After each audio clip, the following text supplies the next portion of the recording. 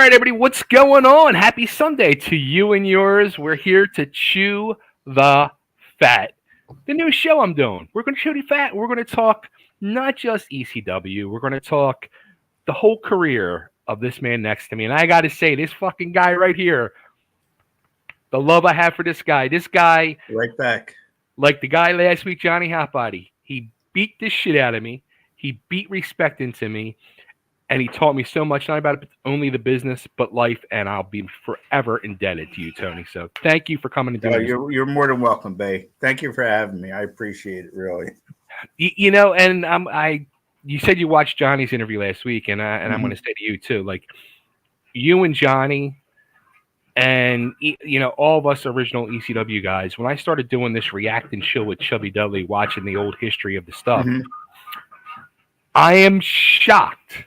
Legitimately shocked how much people really not only love that stuff, but they want to know more about it. They want to know about Johnny and Tony and everybody else, and where's everybody and what are they up to, and there's a true appreciation. And even when Todd reached out to me after I announced Chew and Johnny were coming on, and Todd reached out to me, Todd said to me the same exact thing. He's shocked by the response of the Eastern era from his book. He can't believe it. I mean, that was the beginning. I mean, it was, and the crazy thing is, you cannot talk ECW without TWA.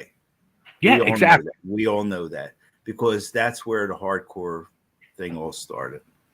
Plain and simple.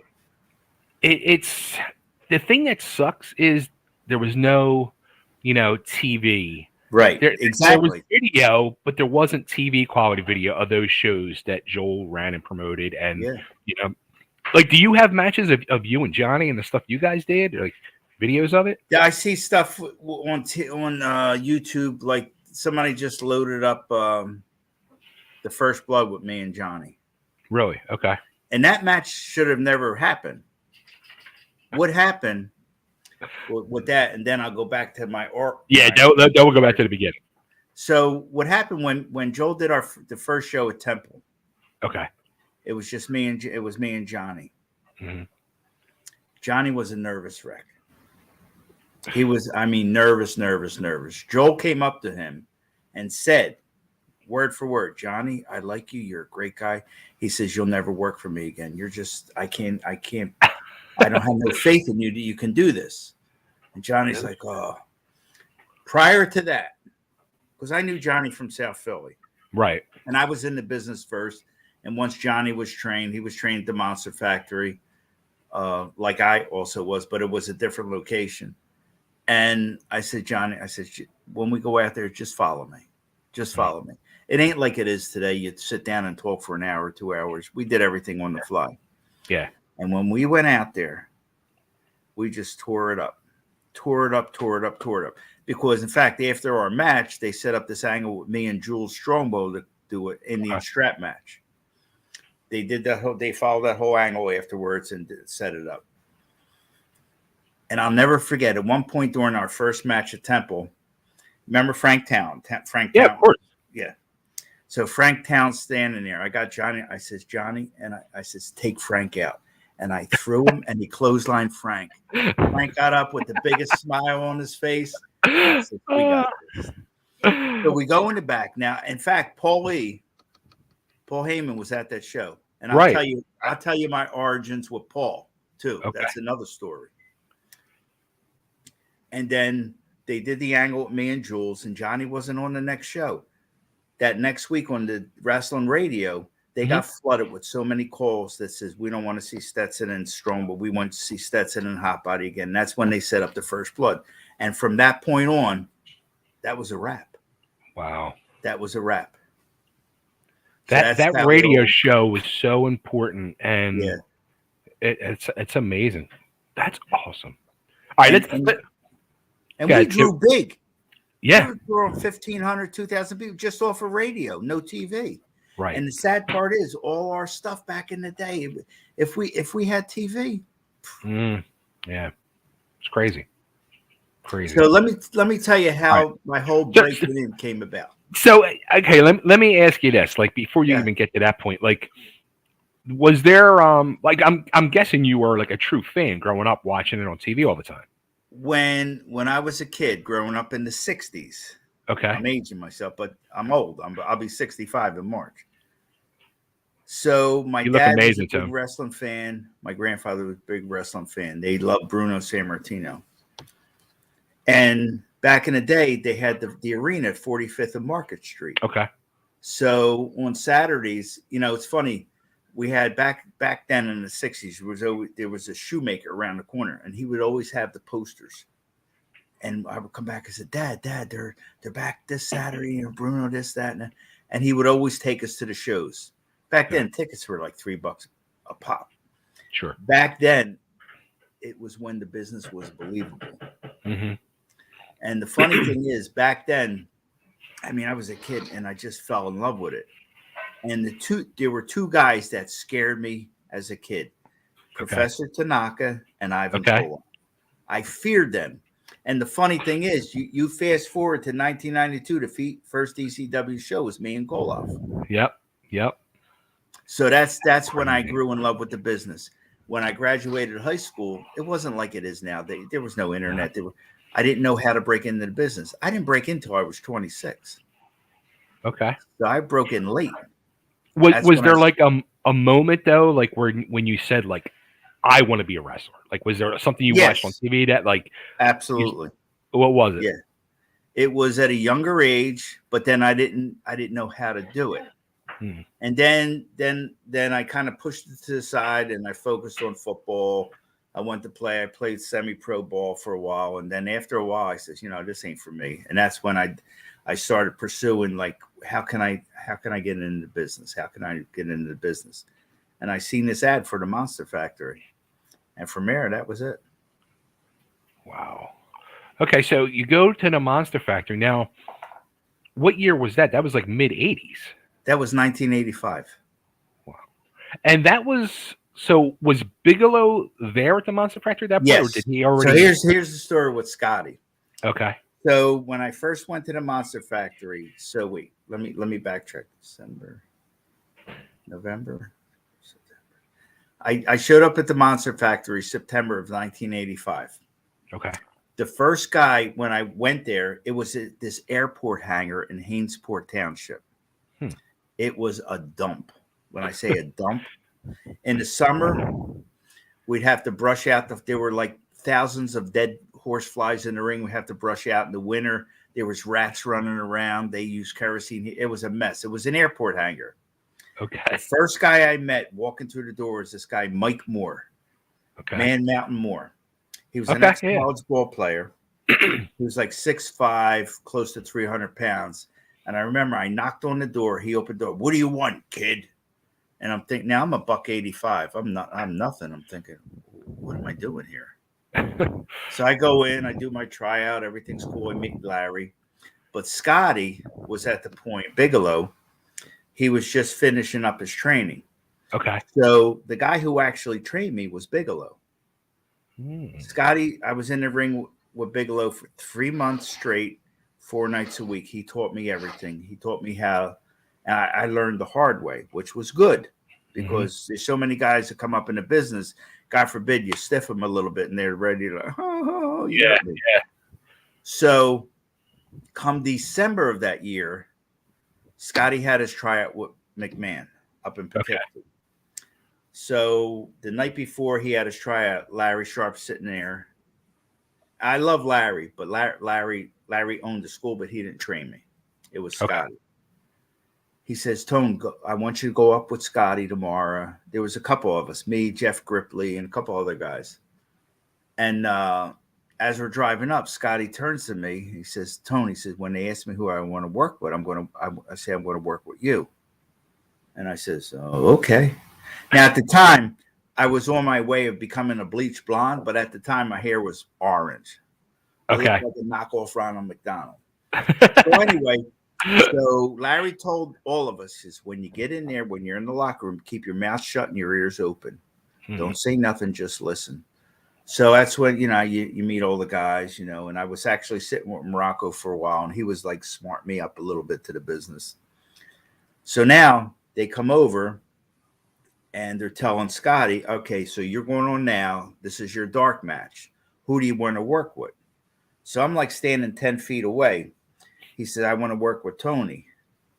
And I don't know if it was Freddie Blassie or Jay Strongbow. One of them says, oh, you want to work with that? Not him, that. I said, I'm thinking, oh, wow. So Scotty said, listen, George Scott said, whoever I want to work with, I want to work with. So he said, all right, you want to ruin your big audition or whatever, so be it. Oh, shit. So now me and Scotty are going to work this dark match. So now I'm getting ready to go out through the door. Mm-hmm. Door opens. Now it's the regular TV tapings up in Poughkeepsie. Had you worked any matches before this? No. This is your first match. My first match was in front of a couple thousand people on TV. Well, dark match. So now I walk out and the people are getting on me. Look at his hair and this, that, and the other. And I'm like, wow, what did I get myself into? Now I get in the ring. Now my first few encounters in a wrestling ring, it was like I was in a bubble and I couldn't see outside the ring. Right. All I could see was the ring. I couldn't see the people. It was just like, it was surreal. So now here comes Scotty. His head wasn't fully tattooed flame yet. He just had this little bit of something in front of his head. So now they're busting on him. So he gets in the ring. I look at him. He looks at me. I got to cover my face because now I'm starting to laugh. I wasn't nervous because it's Scotty. It's another night at the school. Right. So at that point, the bell rings. Scotty kicks the hell out of me. You know, I did what I had to do to put him over, and rightfully so. So no sooner I come down, obviously impress somebody because oh yeah, don't get changed. You're going to work with the Heart Foundation. You're going to work with this one. You're going to work with that one. Oh shit. Okay. I says, all right. So then then they took a liking to me. So I started doing the TV. So after that night with Scotty, the first night, I think I worked with the Heart Foundation. Then we will go back every 3 weeks. Okay. And I think after the first or second time I had to work with Savage. Mm. So I get with Randy before the match and he says, hey kid, how many matches you had? I says 3. And he went, oh, he says, all right, just follow me out there. I said, all right. You know, back then you were a punching bag. Yeah. You're paying your dues. So I go out there and I do my thing and we're in the ring. We're out of the ring. He's doing this and he finishing me actually with 2 elbows off the top rope. So we come back and he says, oh, that was great. He says, listen, if we ever get to work again, I'll give you a couple spots so you don't look dead. Okay. All right, cool. So we continue to do the TV and I'm working with different people. Beefcake Valentine, Hercules Hernandez, Tiger Chung Lee, all these guys. Then it finally comes after a few weeks or a month or two, I have to work with Randy again. Okay. So unfortunately, it was a time when George Steele had the crush on Elizabeth, and you know how that went. Yeah. So I get with Randy before he says, all right, listen, I'll get with you before.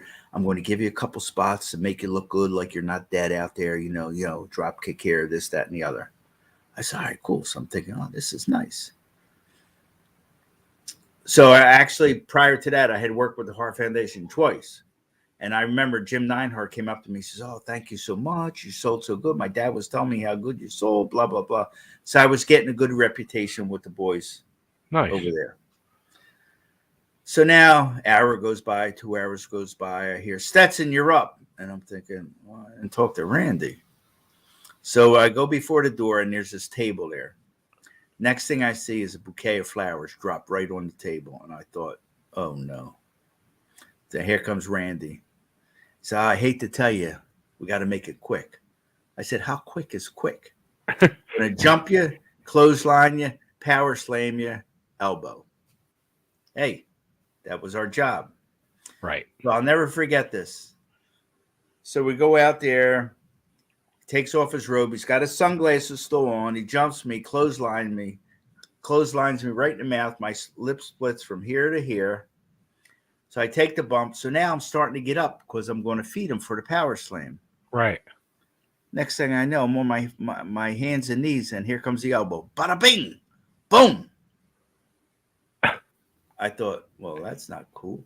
So he tosses me out the ring, and I go back down, and and I'm bleeding like a pig from my mouth. And I remember Bret Hart comes up to me and says, "Ooh, what happened?" I said, he says, "This is getting to be a habit around here." Because the last month he split my lip. So Randy comes up to me, says, "Oh, what happened out there?" I says, "The power slam." "Oh, I'm sorry, brother, I forgot." And that was that. So I chalked it up. And then, we went back to, we kept training along the way. And I'll never forget, we were in the Monster Factory on a Monday night, and Poughkeepsie TV tapings would always be on a Tuesday in Poughkeepsie. Okay. So Jeff Gripley, we would travel a lot together. And he says, "Tone, what time you picking me up tomorrow?" And Larry Sharp was here. He says, "Pick you up for what?" I says, "The WWF, the TV tapings." He said, "What?" Here, I got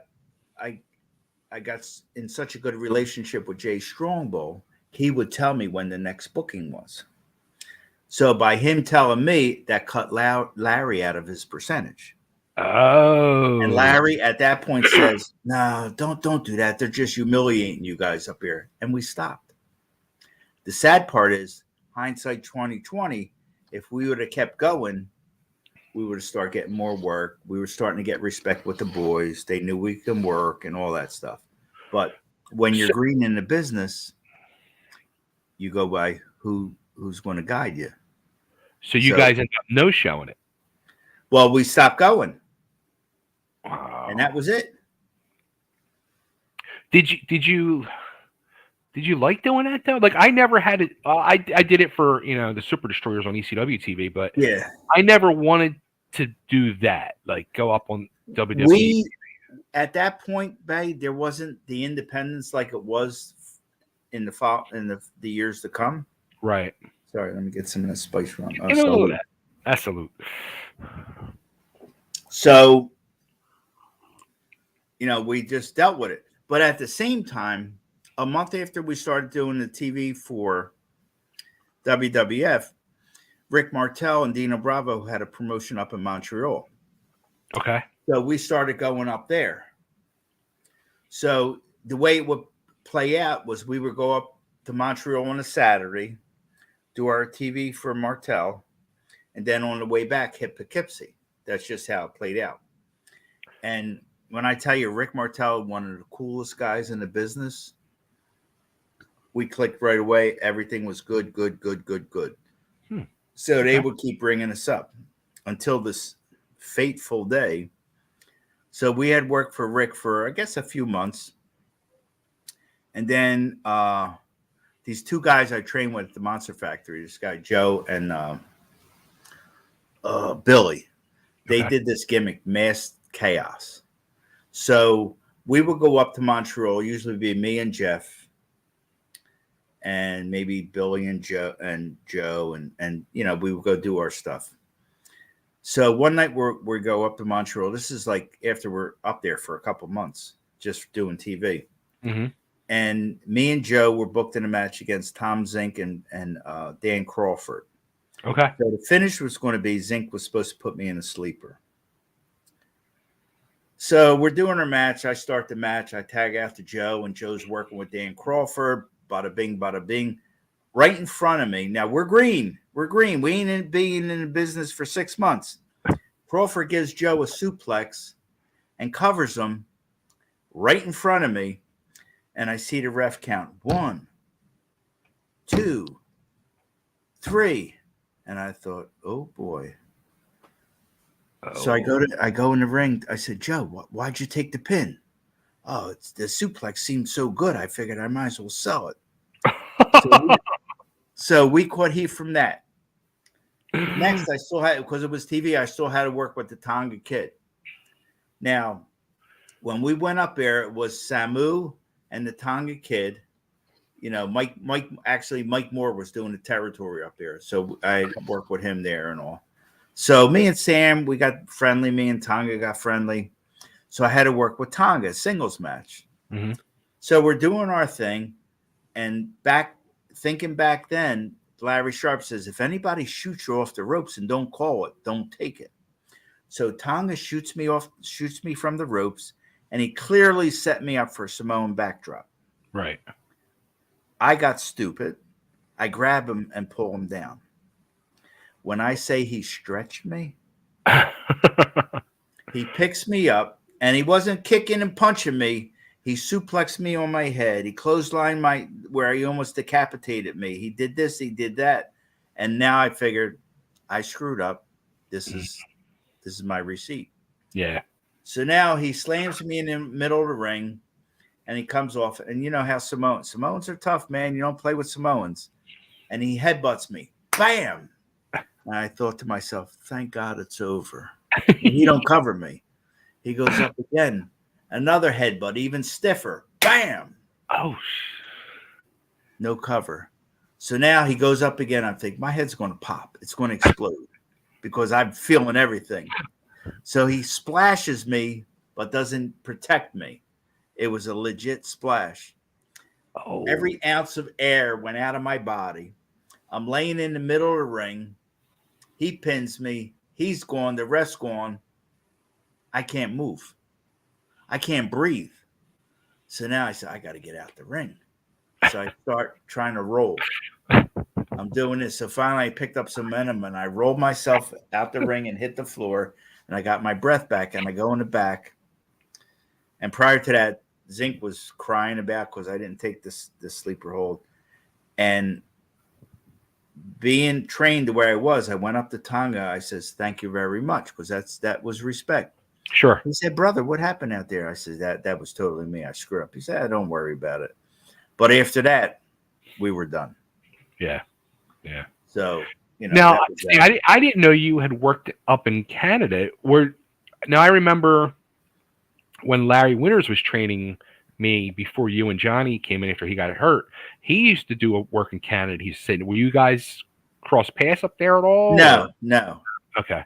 Yeah, it's funny. It's funny how me and Larry first met when I was still trying to cut my teeth in the business. Sharp sent us up to Connecticut to do TV for AFA. Okay. And I'll never forget. So that night it was TV. So I worked with Jules Strongbow, Jimmy Powers, and Larry Winters. Prior to that, I'd never met Larry.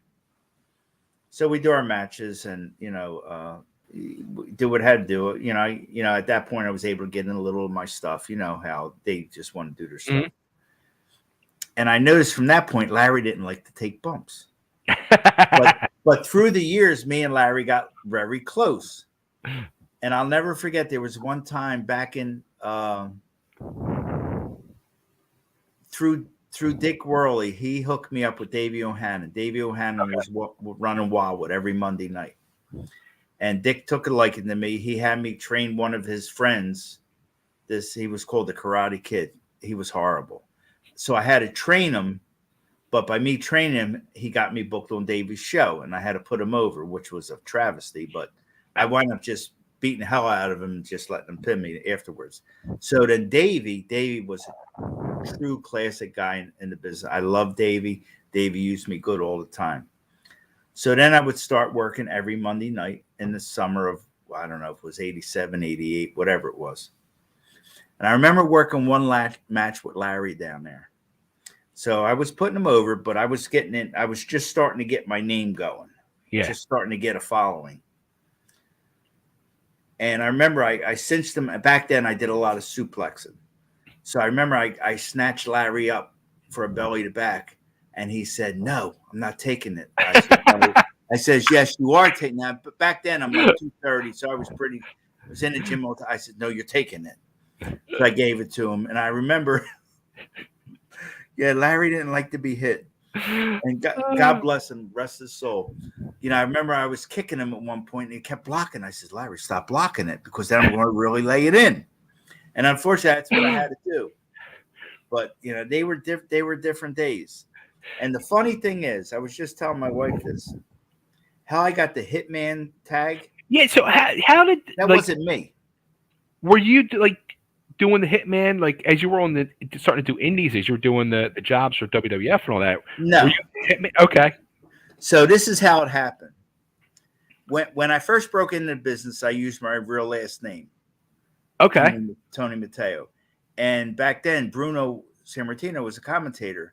Right. And when he butchered my last name on TV, I'm thinking, well, he's a paisan. How's I was gonna say, has the fucking he called me Matteo. Well, it's not that Mateo. difficult. It's Matteo. Yeah. I said I got to change my name. So I got Stetson out of watching. I'm watching TV one day and I see the Stetson cologne commercial, and it says, Stetson fits. I said, ooh, that's it. But I didn't do the hit. I didn't create the Hitman thing.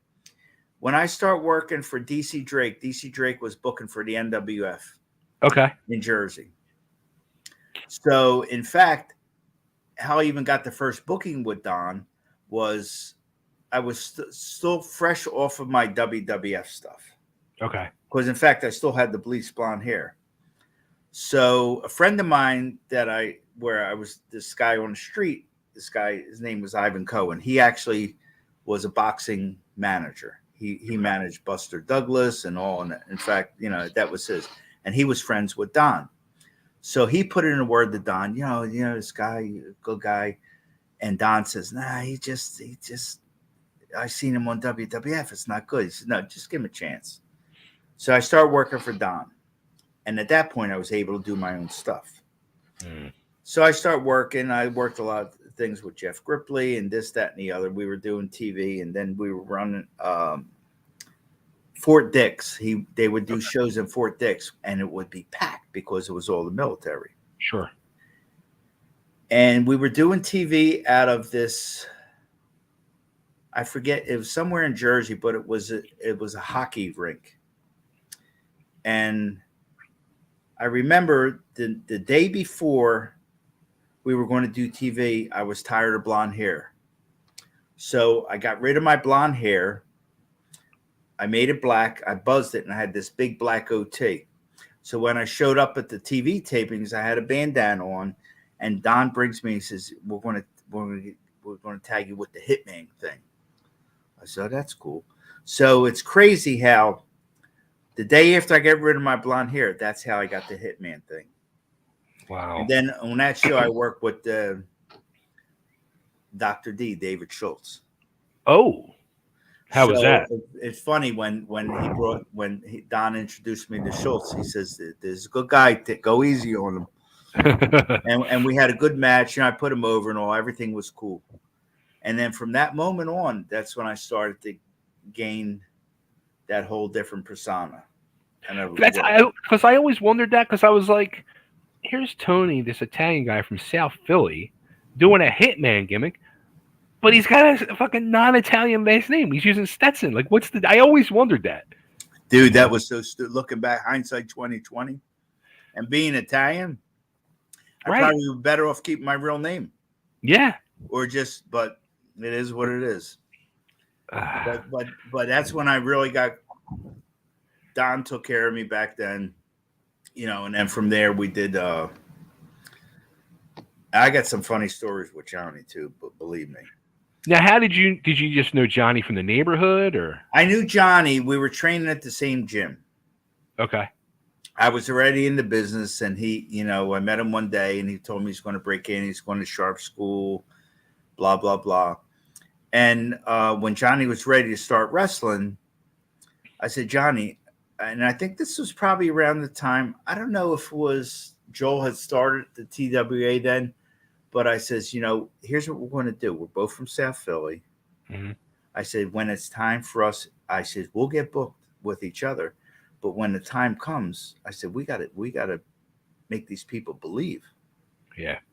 And that's what we did. And it's funny because guys that would see our matches, a lot of guys didn't want to work with us because they thought we couldn't work.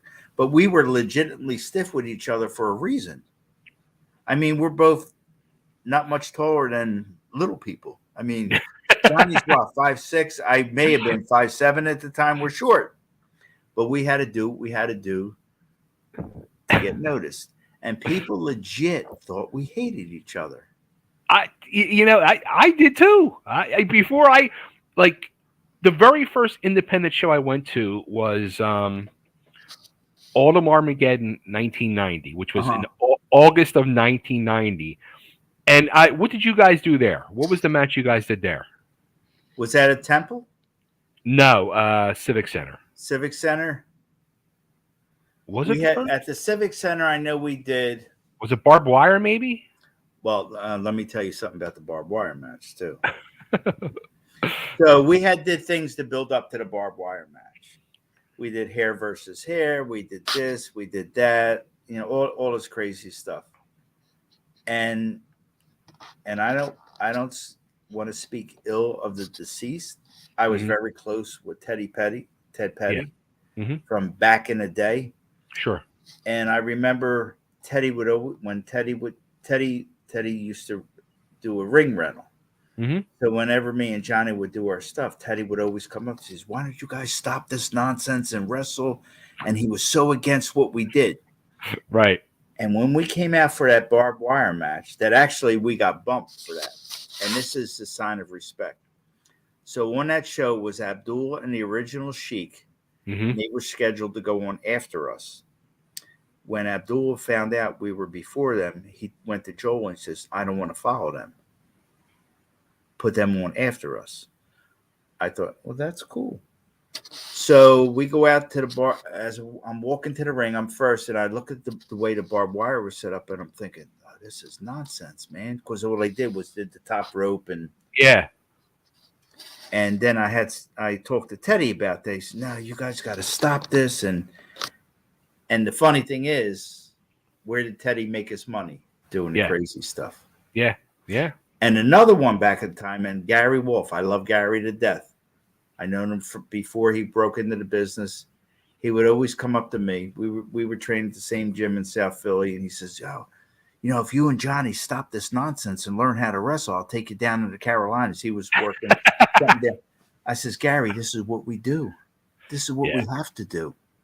Nobody got it, but we were doing this before they labeled it hardcore. Right. That's what we needed to do.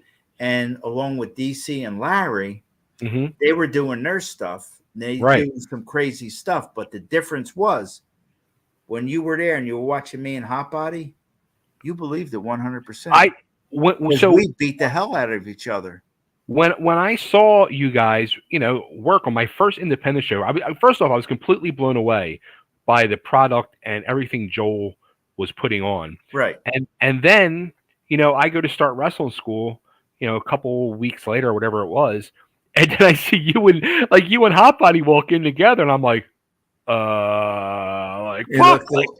what's this? Yeah, I'm like, I think the fight's gonna break out right then and there. I legitimately thought you guys.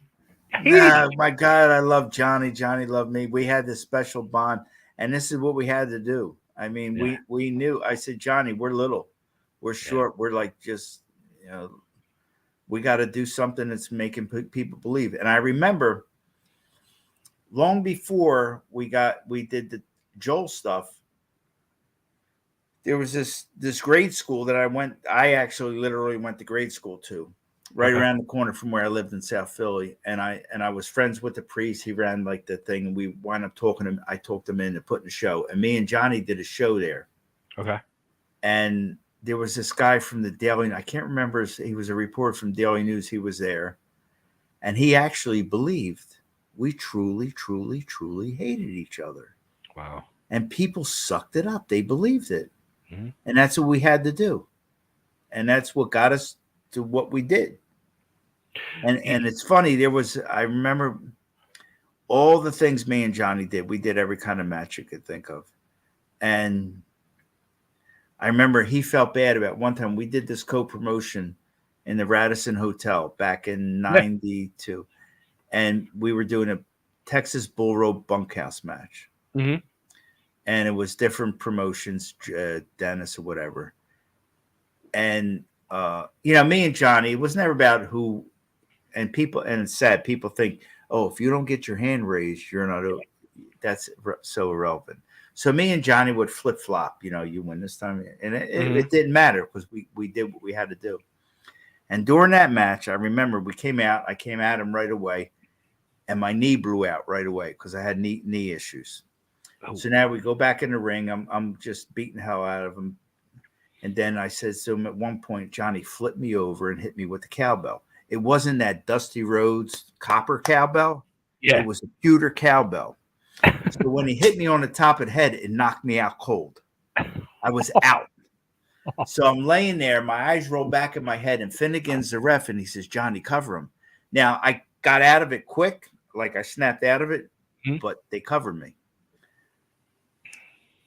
In a matter of hours, my eye was out to here, and it was black as black can be. Here, he must have broke a blood vessel that had shot all the blood into my eye. That Monday was the first time I ever was like scared. I went and got a CAT scan where I work, and my head was shaped like an egg. And here was all the blood shot from whatever he damaged to the eye. Johnny felt so bad. I said, John, it was an accident. Don't worry about it. He felt so bad. I said, don't worry about it. Fast forward, when we were doing the Mike Schmidt sports bar stuff, there was this one card, Mike Bruno. This is when I was hooked up with Mike, and I love Mike, but Mike was a nervous wreck too in the ring. So he was working with Glenn, and I was at the corner, and Glenn fireballed him, burned his face, all this gimmick, and I'm covering him. And the gimmick was me and Johnny were scheduled to do a pins anywhere in the building. Okay. On the main event that night. So I knew at that spot when I'm taking care of Mike, Johnny's coming out. It's going to hit me in the back of the head with a baseball bat and then stretcher me. So I'm pulling Mike out the ring cover, and Johnny comes up and hits me with this baseball bat and clocks me on the butt. And right away, I feel a lump, and I'm thinking, this mother humper. And I says, you know what? I got to go alone. So I go in the ring because he had to stretch me. So somehow he smashes the bat against the mat. The bat breaks. So now it's splintered. And he swipes at me. And I just managed to just turn my head like this, and he gashed me from here to here. If I didn't turn my head, I would have lost my left eye. So now I got to follow the program. I let him stretch me. So now I go back. They stretch me out. I go back in the locker room. Johnny's on one end. I'm the other. I don't even want to see him. I'm pissed at this point. I go to Don. I says, to DC, I says, Don, let me your chain. Why? I said, just give me your chain. So we did this angle where Johnny was in the ring, and if I didn't come out to the 10 count, they would. Weren't you like? I'm kind of like remembering you like. Weren't you bandaged up or something? I probably was because we were always juicing back in the day. Yeah, that was. So when I came out, I was so enraged. I didn't talk to Johnny the whole time from that opening match and I remember I went after him like an animal because there were people that afterwards that were at the show who knew that me and Johnny were close. And they said to me, so what was up with you? You had the devil in your eyes. I just wanted to hurt him, and I just beat him. But then we let it go.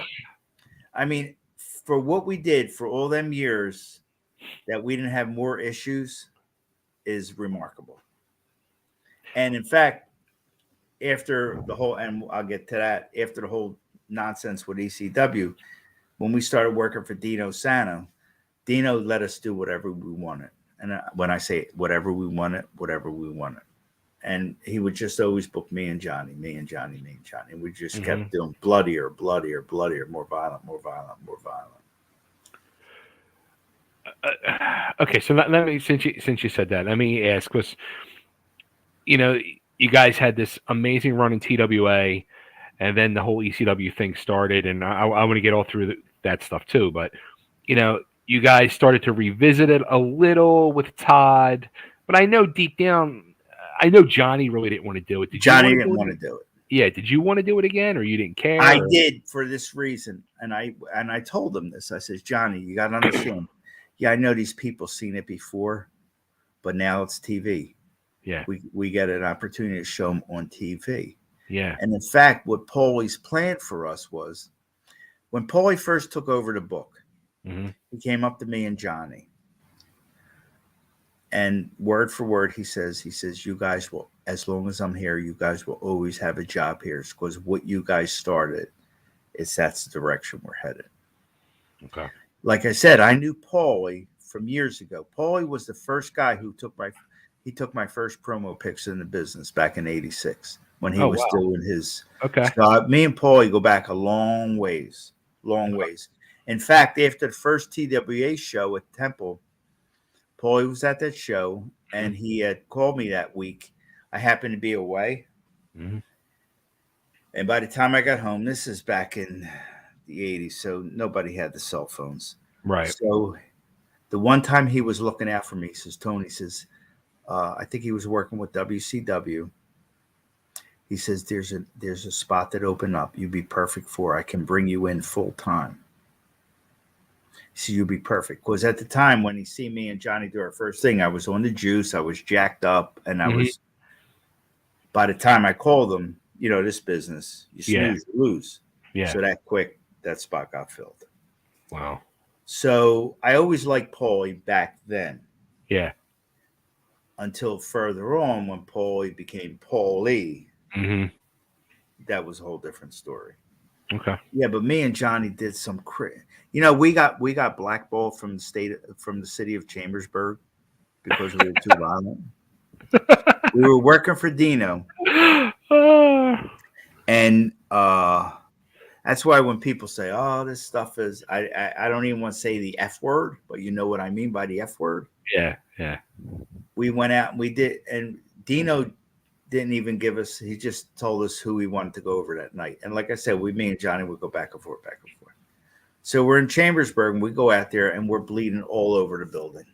And Dino used to draw great crowds because he used to go into these small towns. Yeah. That didn't have wrestling. Mm-hmm. So we're in Chambersburg and we're doing our thing. So naturally, whenever me and Johnny worked, we'd probably spend maybe 2 minutes in the ring and everything else was on the floor. Yeah. And then, so I pulled him to the back of the corner and I put him on a table and there was this fire extinguisher. So I pick up the fire extinguisher and I feel somebody's hand on my shoulder. And when you're out there, I'm really not a violent person, but when I'm doing that, you're in the zone. Yeah, yeah. And I turn and the security guard, he says, you need to put that down right now. I says, you need to get your hand off of me or you're going to feel this upside your head. And I wasn't joking. Wow. And he backed off. Me and Johnny did our thing and we're bleeding. It was a double whatever. And blood's everywhere through the building. We go back. Next thing we know, we go to Dino. Dino, oh, I love that. That was awesome. That was awesome. So me and Johnny are sitting there in the back. All these cops come down. They said to Dino, he says, you guys can come back anytime you want. See them two guys, they ever step foot in Chambersburg again, they're getting arrested. So that's how out of control. That's why when everybody claims, me and Johnny didn't create hardcore. But back in Philly, we brought it back to life. Yeah. Because this was always the way back in Memphis. This was the old school. This was wrestling. I grew up believing it because it was believable. Yeah. And that's what we wanted people to do. Never, ever, ever, ever. I could say this in confidence. Nobody could ever say they came to one of my shows, one of my matches, and said it was fake. Never. That's true. And I would always tell, like through the years, I've trained many, many guys, and I would tell them, I says, you know what? You want to protect your guy? When you're out in front of them people, you better lay that stuff in. You better let them hear it. Don't be slamming your foot. Don't be slapping his. Lay it in. Yeah. And I would teach them. There's way, and that's how Bigelow taught me. Certain parts of your body, you can lay it in. Mm-hmm. It ain't going to hurt you. It ain't going to kill you. Yeah. Well, it's funny. We talked about Larry Winters for a little bit, real quick, and you had said how Larry he didn't like the bump, didn't like to get hit. He didn't like the bump. And Larry was my original trainer, Larry and Ron Shaw. Yeah, Ron Shaw for like a minute, but mostly Larry. And Larry, he used to stress that in his training, how he didn't like the bump, and everything had to be smooth and light. And then when Larry broke his ankle. And our new trainers are Tony and Johnny. It was like night and day. Like they got in the ring every night and beat the shit out of us. Like we would have, like people don't understand. They would just say, "All right, it's chop class tonight," and they would put us in the corner and chop us for 2 fucking hours until our chest bleed. You know what? If you're trained light, you're going to think that's how the business is going to be. But if you're trained tight, I'll give you a perfect example. One of my last matches as a blonde, this was before I started working for Don in NWF. Okay. You know, Larry Winters, and I'm sorry, not Larry Sharp, he also had a ring. Mm-hmm. So there was this guy, Mark Tedler. He was a promoter from back in the day, and he was an old-time WWF guy. Okay. And he ran a show. He was doing a show in North Carolina. So he came to Larry's school. We met him.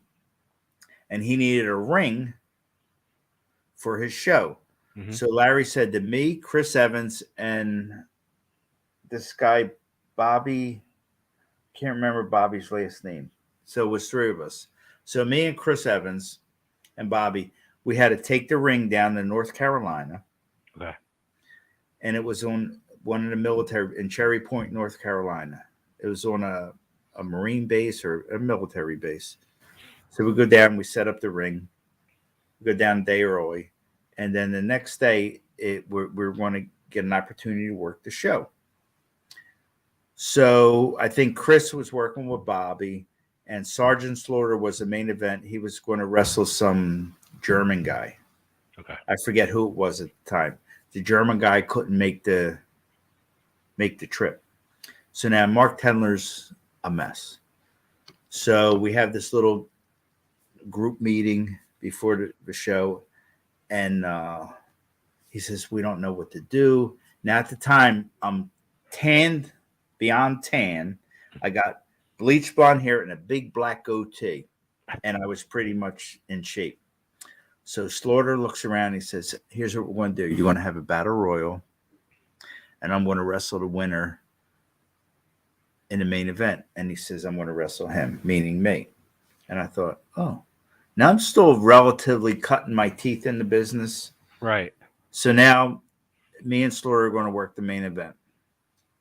So I talked to him before, and he just tells me what the finish is, you know, but I had free reign to do whatever I wanted. Okay. So now it's funny. We go out there, and for some reason, there were some of the Minnesota Vikings in the front row. And back then, I remember there was this punter for the Vikings, Vince Coleman. Okay. And so I come out to the ring. I'm the heel, and Vince Coleman jumps in the ring, and he's talking nonsense. Now I'm protecting the business because we were told you protect the business no matter what. So I said to him, I says, you need to get out the ring. And he's yapping. So I go to ref. I says, you go tell him if he don't get out the ring, I'm going to hurt him. I'm going to hurt him bad. And I'm not joking. So he goes whisper. So Vince gets out the ring. So now Slaughter comes out. So at the time, Slaughter had Don Kernoodle like coming out to him with him to the ring. So they come out giving all the little flags out, blah, blah, blah, blah. So now we start up, we lock up. I take the heat. Slaughter's going with it. Slaughter's a big dude. Mm-hmm. Slaughter's hands were like ham hocks. So now it's time for Slaughter to make a comeback. I'm going to stop right there. Larry Sharp always told me if you're in there with a veteran and they clock you or they stiff you, it's because you did something wrong or you pissed them off.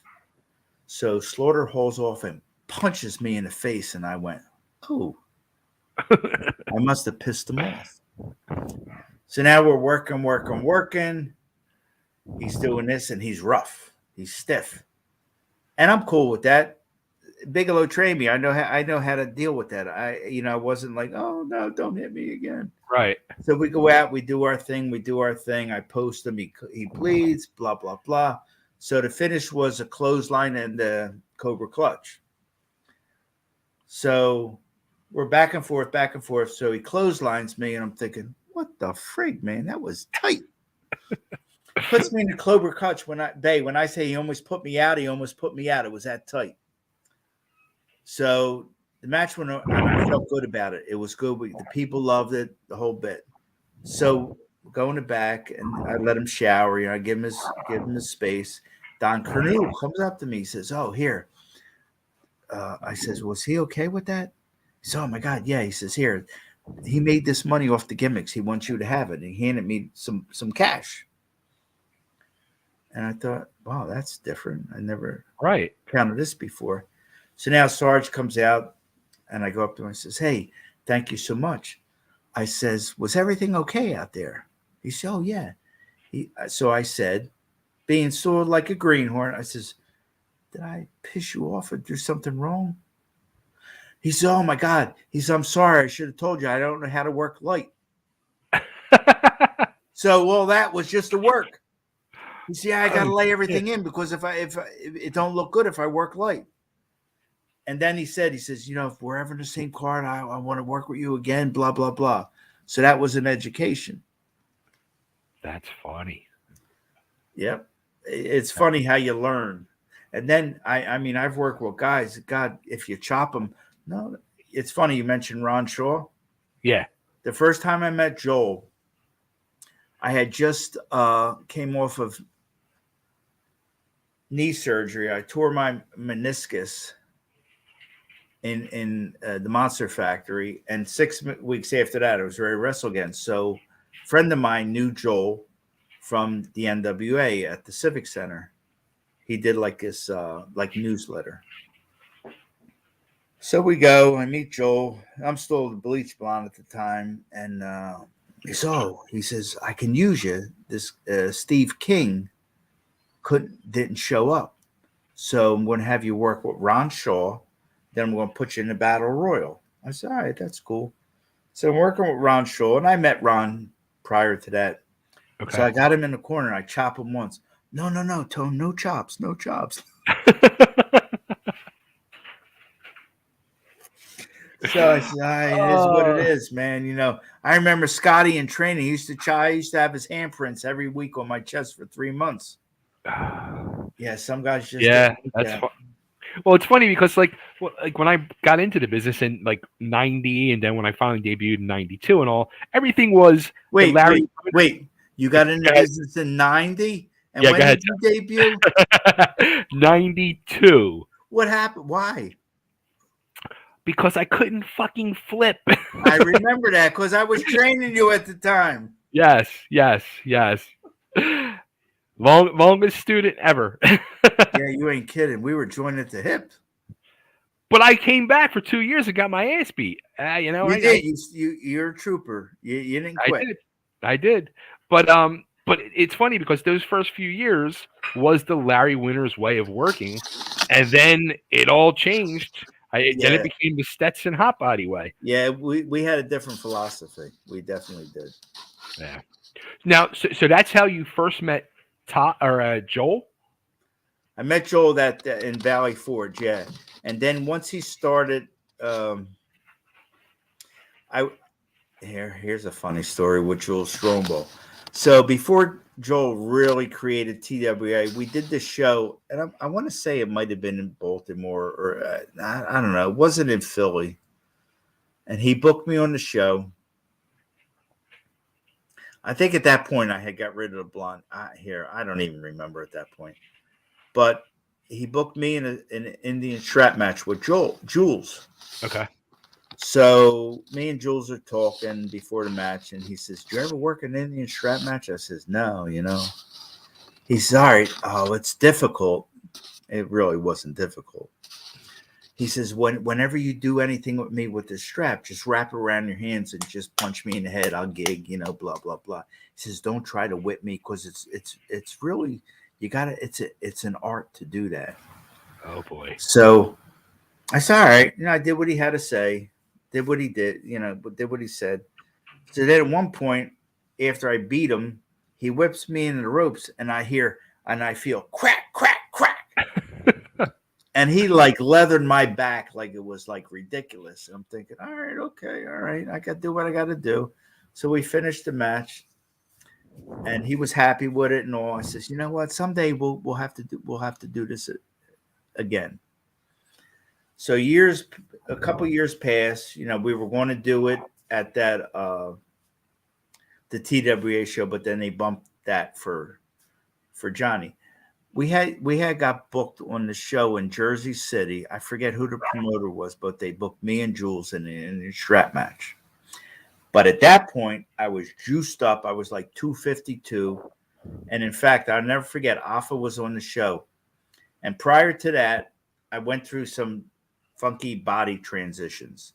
So at one point, I dropped a lot of excess weight and got into great shape. And I remember one show, Alpha came up to me. He says, Tony, says, why are you so skinny? He says, people in the business think you got AIDS. I said, Alpha, no. I said, no, I just got into good shape. I was lean. I was looking good, and I can go. So anyway, fast forward to this match of me and Jules. I was juiced up, and Alpha says, oh, Tone, that's what you got. You know, Samoans like big. Everything's big. So now I say to Jules, we're sitting down. I says, oh, I'm looking forward to this match, Jules. You know what, Tone? There's not a lot of people out there. We don't have to do the strap match. And I says, Jules, I says, they advertised it. We can't let these people down. No. Let's just do a regular match and we'll call it a day. It's all right. So I go out and I grab the mic and I'm bad mouthing Jules how he don't want to do the strap match. And he comes out, he's looking at me like saying, you bastard. So he gets in the ring, so we put the strap on, and he's giving me that evil eye. Like, he don't want to do this. Because I'm not the 190-pound guy you whipped a couple of years ago. Now I'm 250, and I can hold my own. And I'm starting to build up this thing. So we're working. So I hit him. I knock him out the ring, and mysteriously the strap comes off his wrist. So now the strap match is shot. So now we come in. So we're in the middle ring. And I don't know if we were standing face to face or we were like, we did something. We were on our knees, and I just gave him a shot. I always thought I was a light worker. Obviously, a lot of people think otherwise. So I punch him. We're going back and forth. The match is over with some double DQ or whatever. So I'm outside the ring. So here comes Jules with a chair, and he stiffs me dead in the head with the chair. I didn't see it coming. And whenever I get stiff like that, I never sold it. Yeah. And I looked at him like, really? So we go in the back. I said, Jules. I said, what was up with that chair shot? He said, that was your receipt. I said, receipt for what? He says, you damn near broke my jaw. I didn't realize that I clocked him. But that was the business. That's so funny. There's like so many funny stories like that, and everybody has it. It's hysterical. Yeah, there's always something. So Joel ends up starting TWA, and things are going good. But then how? And we mentioned it real quick earlier. How did the whole thing end up with a tag team with you and Mike Bruno? I wish I knew. That's still one of them unsolved mysteries. He just said, you're going to make Mike. He's going to be another Hitman, and I thought, well, this. I says, you know what, Joel, and I will go along with the program. Joel was great. I love Joel. He always took care of me. I said, all right. So we start doing our tag gimmick, and then we work with. I remember the time we worked with the Blackhearts and Luna, and Mike was always nervous before every match, no matter what we did. So we're working with them, and it was tight. We worked tight. Yeah. Not like super stiff, but snug. Yeah. Mike wasn't used to that. And at one point, Luna said to Mike, Luna clocked Mike. I think I don't know if she knocked him loopy or whatever. And I remember I'm outside with Luna. And I remember me and Luna, we did this European tour in '88 together. Luna was a sweetheart. and we're out there on the floor, and she said, "Backdrop me." I says, "No, I will not." Backdrop her. I said, "No." Look, I said, "Luna, I'm not doing it. I'm not doing it." So we came in the back. Mike was holding his ear. He was crying. Blah blah blah. But the funniest thing with Mike was whenever he had to work with Hotbody. For some reason, Johnny did not like Mike. When I say Johnny took liberties, Johnny took liberties. So we were doing a show, and it was in Jersey, and I was in Mike's corner, and Johnny's just lighting him up, lighting him up, lighting him up. And Mike comes back in the corner. He's bewildered. I says, "Mike, just punch him one time in the face. Just stiff him. If you hit him once, he'll stop." Right. Man, I can't. I'm afraid. I says, "Mike, if you don't do it, he ain't going to stop." Yeah. He would not hit him. He would not hit him. So naturally, Johnny continued to take liberties with him. And that's just the way it was. I said, "Mike, just hit him." Yeah, Mike, I love Mike. I remember we were working. I was doing this 5-day run for Rob Russin back in, I don't know, it was 87, 80, 89. I don't know. I lost track.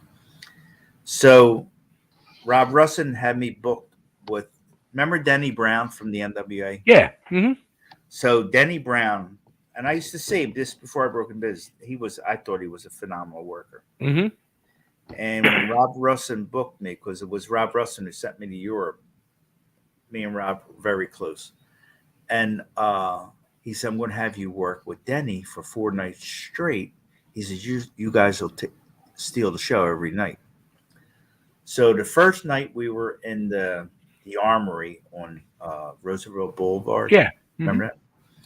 So I go out there. I'm working with Denny. Denny was so friggin' high. So we go out and work, and the match was a mess. It was just horrible. So I come back, and Denny's, out of respect, he was there before me.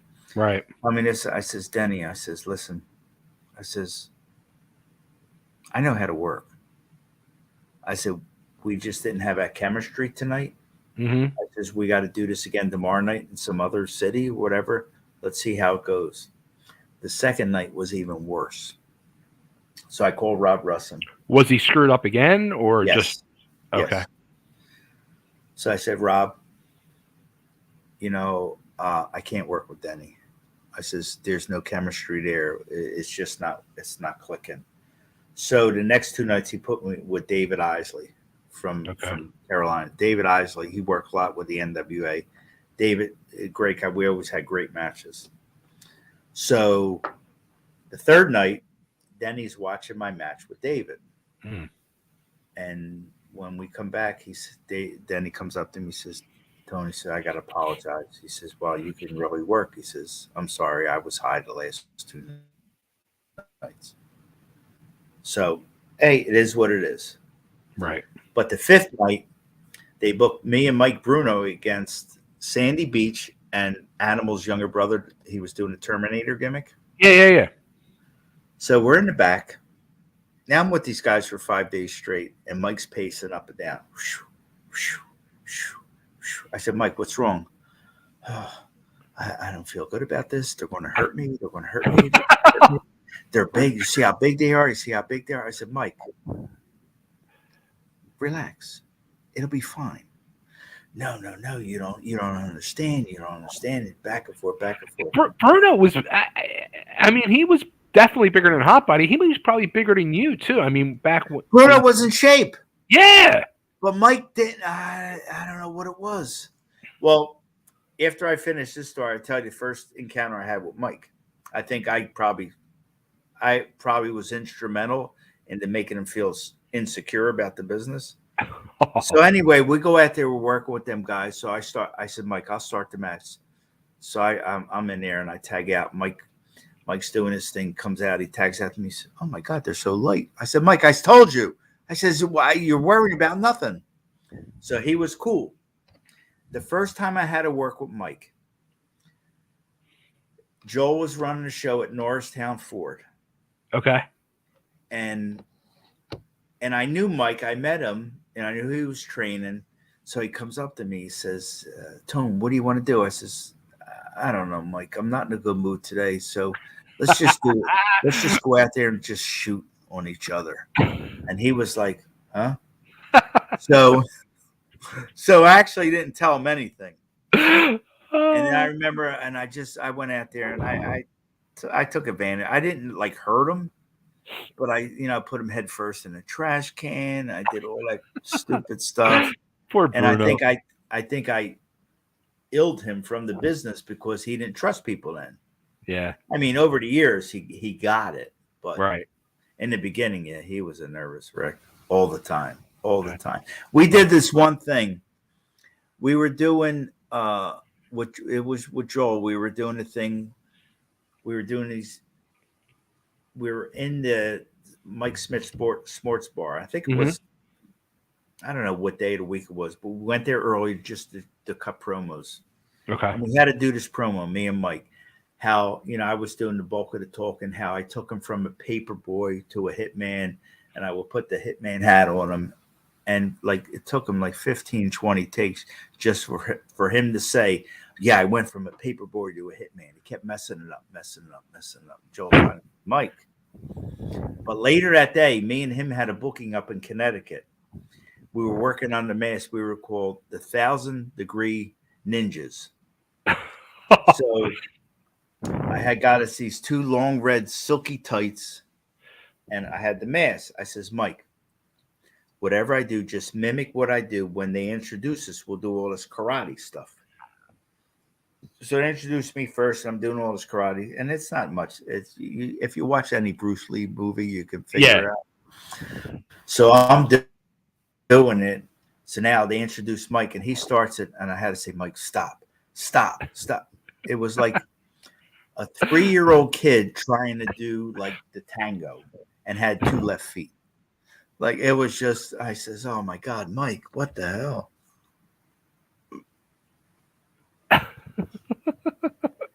Wait, we're so off track of ECW, ain't we? We haven't even gotten ECW yet. No, Let's get to let's finish up the TWA and Joel because I mean at that point I still hadn't debuted. I was still trying to fucking flip over there up on Castor Avenue, whatever the hell it was, and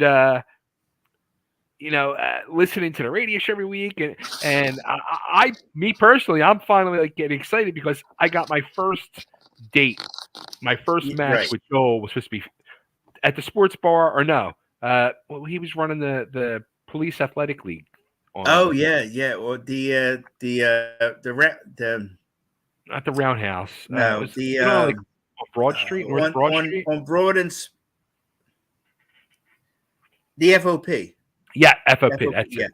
The FOP. Yeah, I was supposed to debut there February. I think it was like Valentine's Day, 1992. And 3 weeks beforehand, Joel drops the bomb on the radio show. Now, did you know that it was going under? Did you have any inkling? I didn't. It was a shock to me. And the sad part is what Joel did was groundbreaking. Yeah.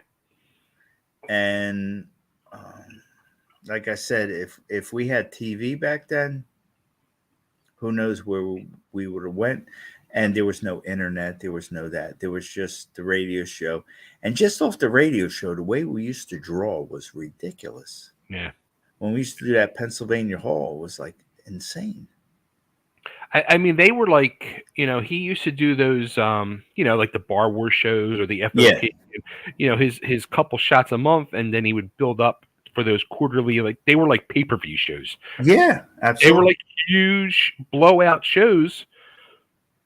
But I'll never forget. I don't know if he said it on the radio show or maybe in one of our meetings that we would have at his apartment or whatever. But I remember him saying, he would do those big shows at the Civic Center, and he's drawing 1,500, 2,500 people. But where are all those people for the small shows? Because he brought in all the names for the big shows, and it was a weird time in the business at that point. There was more independents popping up, but when Yeah. Joe would put on them big shows, he would bring them people in, man.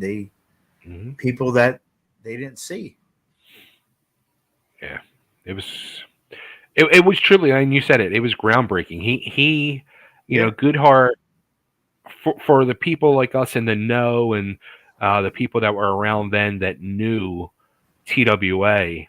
Um, it truly changed the business, and it in my eye, like, and I'm say this all the time. I even as a mark and a fan, and then being trying to flip and being in the business and training, and being at Uh-huh. every one of those shows, I inside the fan in me was still fucking popping for every angle he was doing, whether it was you Yeah. and Johnny, Winters and Drake, and everything he was doing. I was popping and was like, this is just gold. This is great stuff. Yes.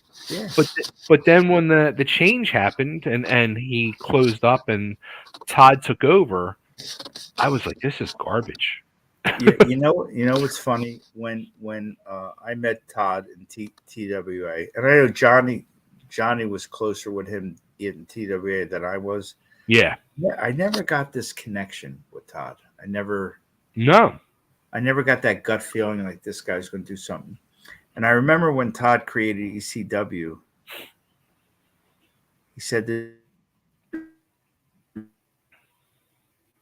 me, he says, I want to get away from splitting you and Johnny up. But yet, on that same token, the first ECW show at the sports bar was me and Ivan Koloff. Hmm. And Ivan, I can't say enough about him. Going back to how I was growing up as a kid Right. at the arena, like two people scared me, Toru Tanaka and Ivan Koloff. And here I am at ECW's first show, and me and Ivan are this semi-main event. And meeting Ivan, and what a gentleman. What Yeah. a remarkable guy. Last act. And I remember when Todd introduced me to Ivan, he says, this is our top baby face. Can you put him over with a DQ? He says, no. He said, let him pin me clean in the middle of the ring. Then we'll come back in a Russian chain match. And that was like, and that first match got me like, I think a 3-page spread in one of the magazines. I'll never forget. It was the victory and the beating of a lifetime. And Ivan was just amazing. Then we came back, and obviously a chain match is bloody. Mm-hmm. And then I think after that, he put Ivan with Tommy Cairo. But at one point,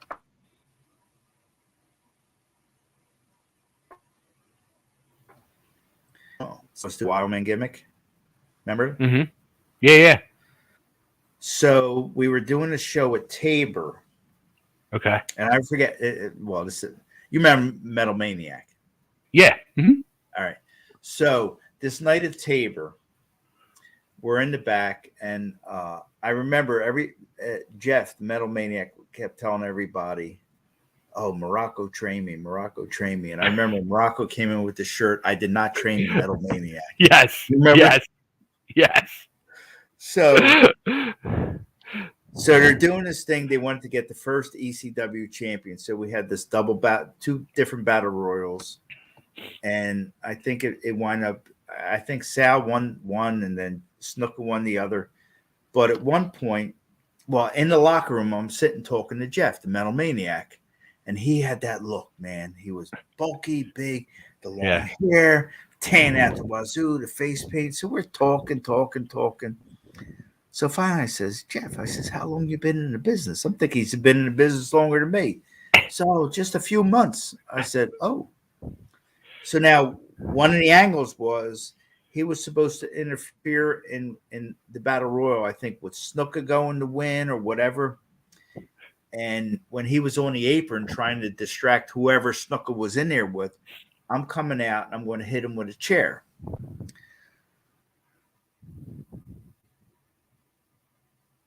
So we're talking about it in the locker room, and I said, "Hi, Jeff. So you'll know when I hit you with the chair, then you just take the bump and then they'll do the finish.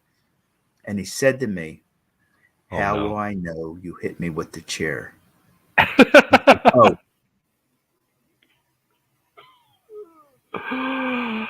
I says, you will know. So I remember when I went out there and when I say I stiffed him with this chair, it was safe. And I like cracked him where in the locker room they heard it. When he came back, he says, oh, I guess I did know when you hit me with the chair. But Jeff was a cool guy. That me and him were doing this thing. We were doing this stuff at the sports bar. But ultimately, Todd wanted to put me in with Sal. Okay. Now, Sal had this Wyoming gimmick. I'm coming off of the stuff from TWA. And every time me and Sal would wrestle, it would be out of control. Mm-hmm. And when I say at least 3 shows that me and Sal worked, whenever we come in the back, Todd was always threatening to fire us because we're too violent. You're doing too much. You're doing this. I says, Todd, this is what you set us to do. And ultimately, me and Sal did this thing where, they did this thing where, he was more Italian than me. Well, he was born in Italy, I'm just because I think he was going to go wrestle in Belgium for like 3-6 months. So we did this loser leave thing. But me and Sal had this great chemistry. But we would also beat the hell out of each other. And that was cool. That's what we did. But Todd didn't want no parts of that hardcore stuff. But he knew at some point he couldn't stay away from it. Yeah. Because that's ultimately what the people, people that see me and Johnny, DC, that's what drew these people in. And that was the thing. Like the product, like when Todd took over, and I knew, like I had heard, his talking with people and people telling me that he didn't want to do the hardcore and he wanted to get away from it and he wanted to change the direction of TWA. Right. And I was just like, oh, this is not going to be good. We would have just been another Joe Schmo independent. Yeah. Yeah. But, eventually we did the crazy stuff. And the funny thing is when Eddie Gilbert went, Larry was the book, this was brought up. Larry was the first booker. Then when Eddie came in, I'll say this. In all the years I've been in the business, there was only one person ever that never lied to me or misguided me, and that was Eddie Gilbert. When I first met Eddie, he came up to me and he says, Tone, he says, this is what I'm going to do with you. A, B, C, D. And that's exactly what we did. A, B, C, D. Okay. Eddie was the only guy that never lied to me. And with Eddie, it was cool. I liked him. Some guys didn't. I mean, Eddie was Eddie. I liked the guy.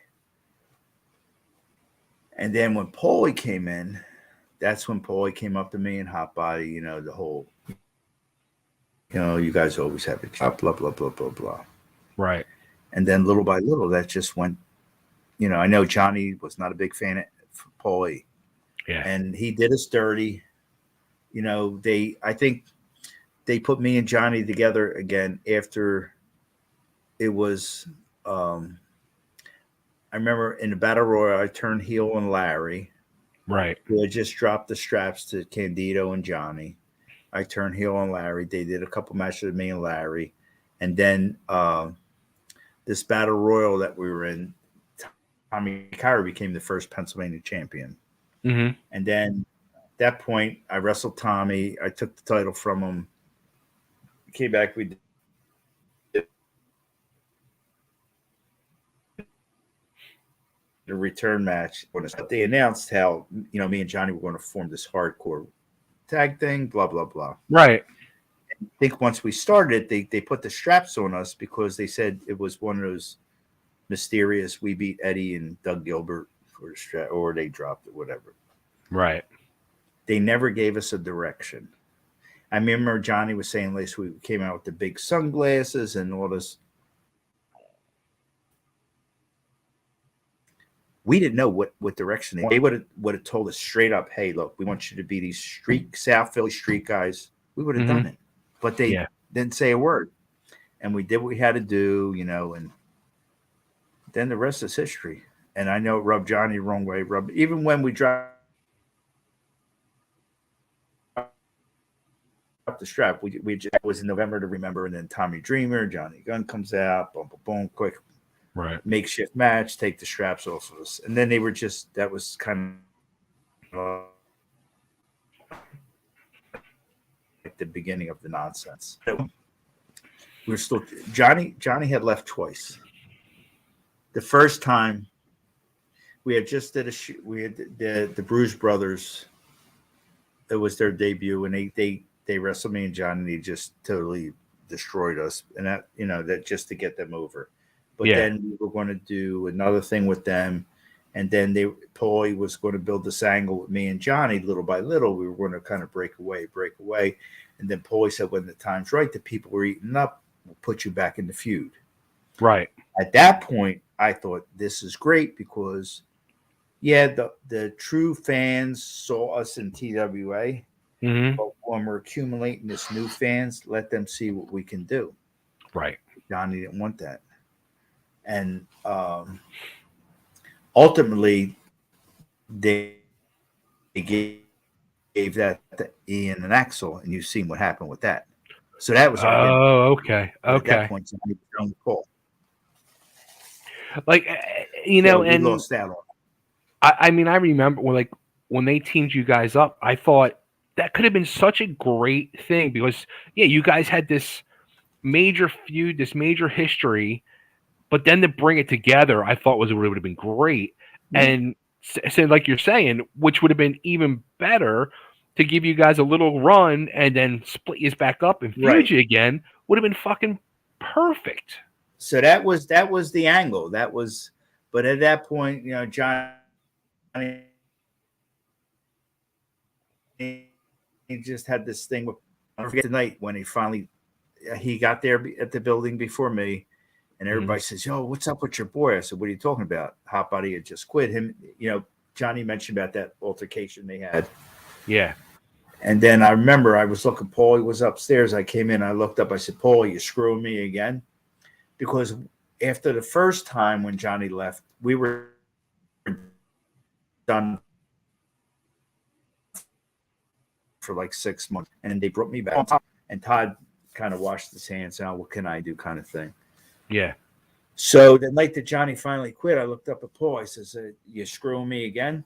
Because prior to that, I got me, Johnny, Todd, and Paul. And when they brought him back in, I said, "Listen, you guys, we've guys been joined at the hip for years." I says, "But his thoughts are not my thoughts." Right. I said, "He's going to quit again." I says, "Don't screw me over. Mm-hmm. Don't screw me over." No. So that night when I looked up at Paulie, I says, "Yo, Paulie, what are you going to do?" So Joey Styles coming up to me. He said, "No, Tony." I said, "Joey, you can make me the pizza man. I don't care what you do. I just want to work." That's when they gave me that Broad Street Bully gimmick. And again, I thought that could have worked. It would have worked. And I'll tell you why. Because I remember the first night I came out with that gimmick, at first I'm thinking, "Oh, what the hell?" But I threw myself into it. And I worked with, was Rob Feinstein's friend. I forget his name. Came out and just boom, boom, boom, boom, boom, boom, boom. And it went over. It went, even the music. I didn't even know music come out. And I came out to that, dun, dun, dun, dun, dun, hey. And right. And then they started feeding me into this thing angle with Axel. Axel will come out with a barbed wire bat, come attack me. We would have this back and forth. And I'm thinking, in my mind, wow, barbed wire to hockey stick. Right. But ultimately, Paul was just trying to get rid of all the guys who laid the foundation. Yeah. And I stuck it out for a while, and then they did this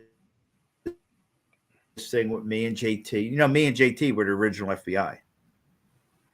Did you know that? Oh, no. Yes, we were. So JT, after he took that header, and they thought, they did the whole Italian thing. Me and JT we worked against each other, and then when we tagged together, we were the original FBI, and he was going to teach me how to be Italian. I still was doing the Broad Street Bully gimmick, but during the matches, I would kind of shed the Flyers jersey. Okay. And I'll never forget, we had worked with this tag team from Maryland, Bad Crew. Oh, Bad Crew. Yeah.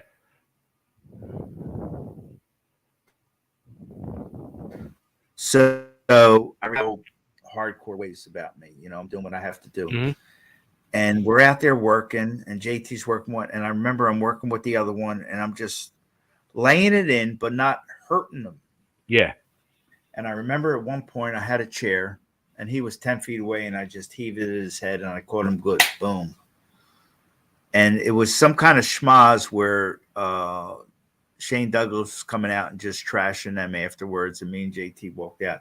And I'll never forget, I go in the back, and the guy that I threw the chair at, he's sitting there, and this medic's got ice on his head. I said, "What's wrong with you?" "Oh, that was stiff." I said, "That's how we roll up here." I mean, don't be coming into our home, and this is how we go. Yeah. And it got stiff, but that was cool. People ate it up. Mm-hmm. And then little by little, I'll never forget the last night that I was in the arena. I go up to Paul. I said, "Paul, what do you got for me tonight?" "Tone, I got nothing for you." I said, "Paul, you got nothing for me?" I said, "Everything I did for this company." "Yeah, I don't know. We got nothing for you." So now I walk away. I'm sitting on this table, and Todd Gordon's here, and I says, "Todd, this is nonsense, man." And I'm just ragging on him how do you do this to us guys? And remember, Tommy Dreamer comes over, and I think at the time we were doing stuff for me and Johnny were doing stuff for Dino, so I was freshly gigged, and Tommy says to me, "Ooh, there's some fresh gig marks." I says, "You know what, Tommy?" I says, "This is from when we used to bleed for this company and get paid nothing just to get it on the map." Word for word, Tommy Dreamer says, "Tone, if it wasn't for you, none of us would be here, and this wouldn't be happening."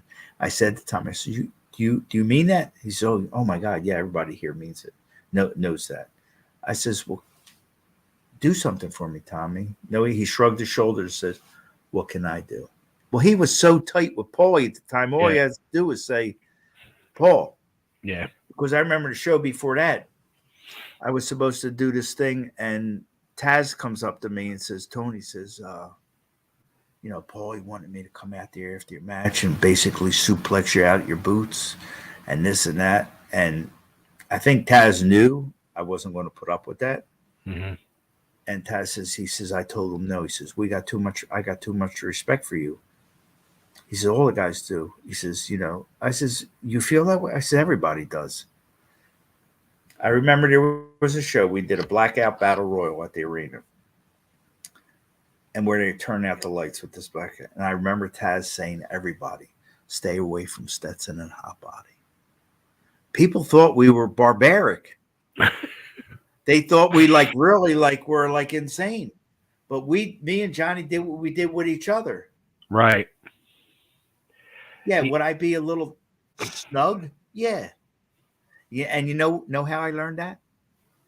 Going back to Davey O'Hannon's Wildwood days, Mm-hmm. there was this battle royal. And they had Bruiser Brody, Abdul, some big names, and all those other guys. And we're during the battle royal. I'm kind of like not lost, but there was nobody there to grab. So I felt somebody in the corner behind me. So I turned to go after him. Here it's Brody. Oh, so now I'm thinking, oh, damn.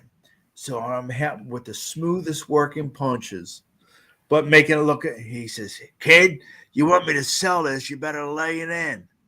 That's when I realized, you know what? You lay it in. Yeah. You're not going to hurt somebody. Just lay it in. That era when you were as the Broad Street Bully, and that's when I had come back as a Dudley. I remember that feeling, and I just felt like we had already like the Philly, the core Philly group had already been dismantled. We were in shambles. Yeah, it There was was it there was was a gone. couple of It was us gone. crumbs, like so, like trying to get in or floating around. Um, and I just remember seeing that, and it was like watching a family member get screwed over, and I'm like wanting to just like grab and hold and help. But meanwhile, I'm like, who the fuck's helping? Who's helping me? Like, I'm in my Yeah, own no, fucking and life it's raft funny. of the Titanic too. Yeah, I heard what you said. You were talking about that with Johnny and how bad you Yeah, felt. And I was trying to be a trooper, man, and you were. sticking it out. And I people were I saying, I, I couldn't believe you were. I you honestly, gotta I go. give you credit, man. I really do. It's weird. It was just, and the crazy thing is with Paul,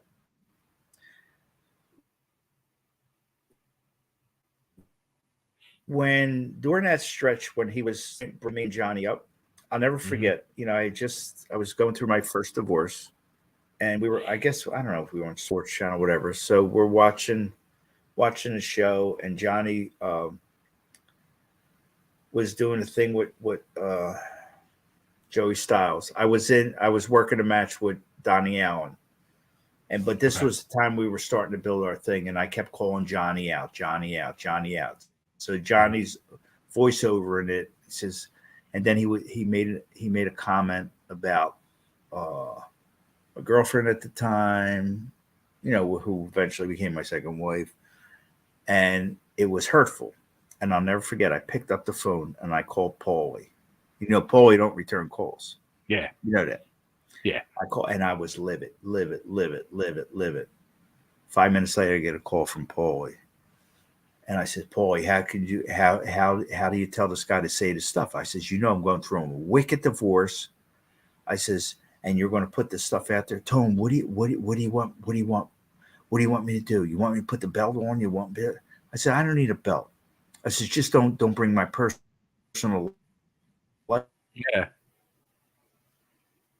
life into this stuff." And he was on a different side of Paulie because he knows I wasn't yeah, playing. But yeah, yeah. it was just a lot of dirty stuff, man. And it's sad. I love doing what I did in the ring. I didn't like that tail end of it because it was nonsense. But I always Hmm. liked entertaining people. But the backstage stuff, man, the politics, it's just wow. It really is. Yeah.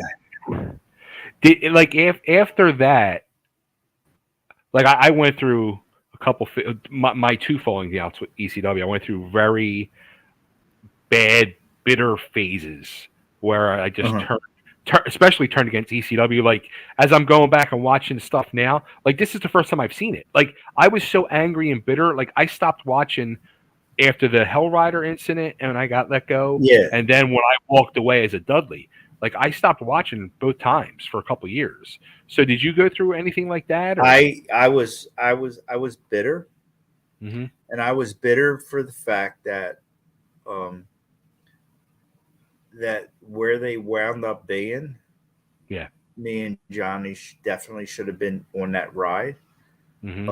I was bitter that the guys who told me years prior stop doing this nonsense were the one making the money, Larry. Right. Them. And if it wasn't for DC Larry, me and Johnny, and I'll say this till the day I die, wrestling through the years has always been. I grew up watching it and thinking, "Wow, this stuff's believable." And when Hmm. we started our stuff, like I said, Memphis was doing that, and we didn't create it. We brought it back to Yeah. life because the Right. independents in that era, they didn't do that. You weren't even allowed to go out the ring. Yeah. But we had this. Joel gave us this freedom, and we did it. And even what listening what you and Johnny said last week about hack and the entrance, and I agree with you. That's just a remarkable entrance. You Hmm. can't deny it. But hack, I remember before, like in TWA, I mean, Hack started doing the hardcore stuff because when him and Rebel, who I even hate to bring up his name, would watch me and Johnny, and it wasn't going to happen. Yeah. It wasn't going to happen when we were doing TWA. And then, there were, I worked with Hack so many times. I remember this one show we were doing, me and Larry, winners were tagging the Hack and Johnny at the sports bar. And I don't know if Hack was like intoxicated. Johnny was being Johnny. Mm-hmm. And I think we were doing, it was a 6-person tag, I think, because what was Stone Cold's wife years ago? Jeannie. Yeah, Jeannie Adams. Remember? Chris Adams' wife. Yeah. So she was Little Jeannie with us, and then they had, I don't know who they had. I don't know if it was Peaches or whatever. So I remember we started the match, and we're doing this little schmaz in the beginning, and then me and Hack are on the outside, and Hack clocks me in the forehead with a punch. Naturally, I didn't sell it. I go to Larry. I says, "They're acting like idiots. We gotta chill them out."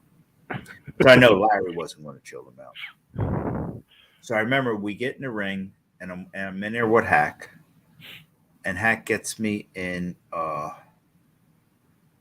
leg lock or something, and I grab him by the head, and I yanked his head back, and I says, "You guys need to chill out now, or I'm going to hurt you. Chill out." I said, "Let Johnny know." And I yanked him. I mean, I yanked him tight because at that point I was pissed. So then Johnny comes in. Johnny's acting like a fool. Love him to death. And he suplexed me. I didn't sell it. The first time I didn't sell it. And I said, "Johnny, you guys, I don't know." I said, "Just chill out." Chill out. And then, we settled it down and everything was cool. But back in the day, that's how we did it. But then when with Todd, and I hate to say it, man, I just, like I said, Eddie Gilbert was the only guy that I had complete trust in the business. 100%. That's crazy. Because not everybody, I know there were a lot of guys that didn't like him. Oh, I got to step aside for a minute. Just hold on. I'm going to, I got to get a reason. Okay. Can you hear me? I can hear you. Yeah. So, got a refill. I was so cool with Eddie, and I remember when Eddie took over the book. It was right after my first marriage failed, and prior to that, I got in like this phenomenal shape, like ridiculous shape. Mm-hmm. And I remember Eddie coming up to me at we were at Jaworski's Eagle's Nest. Okay. And he says, "Wow, Tone," he says, "I thank you so much. I mean, I think I even cut my hair." He said, "Wow, you really put yourself all out into this." I dropped some serious weight and I was in shape. Yeah. And I appreciate the fact that he even came up to me and said that. He didn't have to do that.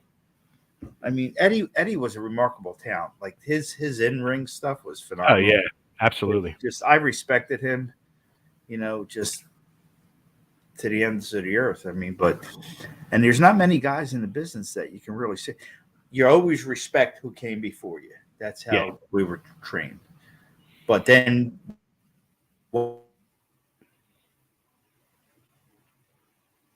once you get the notice, right? Yeah. You're quiet. Have you talked to Todd at all over the years, or? The last time I saw Todd, this is a story in itself. So it had to be 9 years ago. And the reason why I remember that is, I'm no spring chicken. So in March, I'll be 65. So like I said, I broke in late.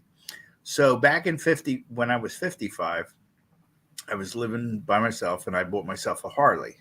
Mm-hmm. And I always wanted a Harley, and people would always say, "Oh, you're going through midlife crisis." I says, "No, actually, it took me 30 years and 2 marriages to get this." So I had a buddy of mine teach me how to ride. Never been on a bike in my life. So I go out and get this 1350cc Harley, a huge bike. So a friend of mine he's teaching me how to ride. And I'm the first time I got on the bike and I turned it on, it's like, wow, this was like a flashback to when I broke into business. Like, what am I thinking? So 2 days after I got the bike, I'm in the back of my apartment in South Philly, and I'm just riding around the back of my apartment building, just getting a feel for the bike. Mm-hmm. I didn't even hit 20 miles an hour at top speed. So I'm riding around for about an hour. So now I'm right off of Patterson. So I'm figuring, one more time around, I'm going to go on Patterson Avenue and give it a go. So my last time around,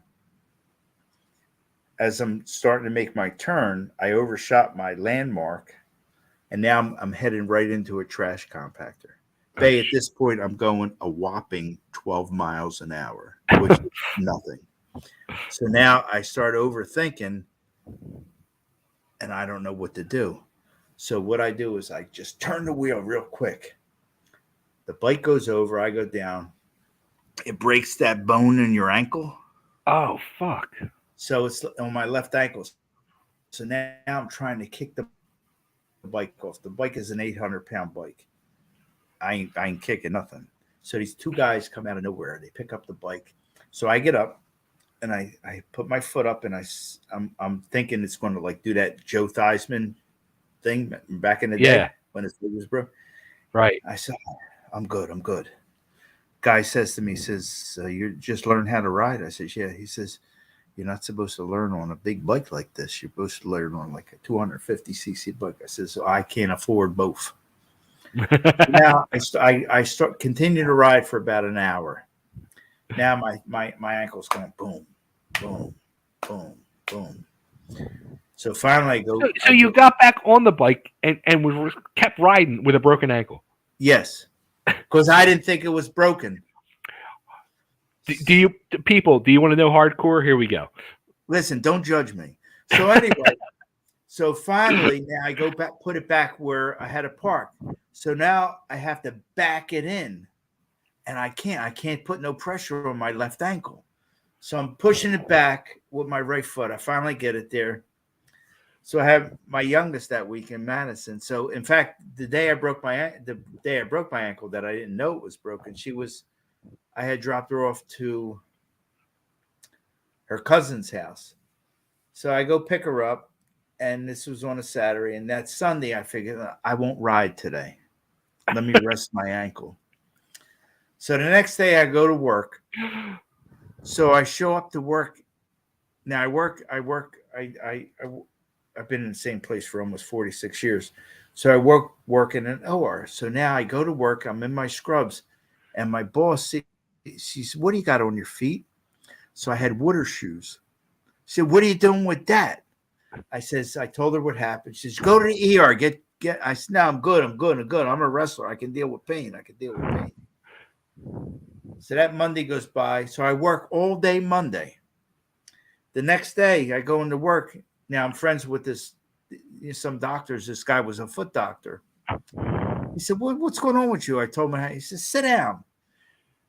He said, let me see that. He said, what are you, an idiot? One more day, the bones would have shot through the inside of my ankle.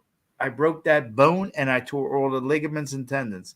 But I still worked a day and a half on a broken ankle.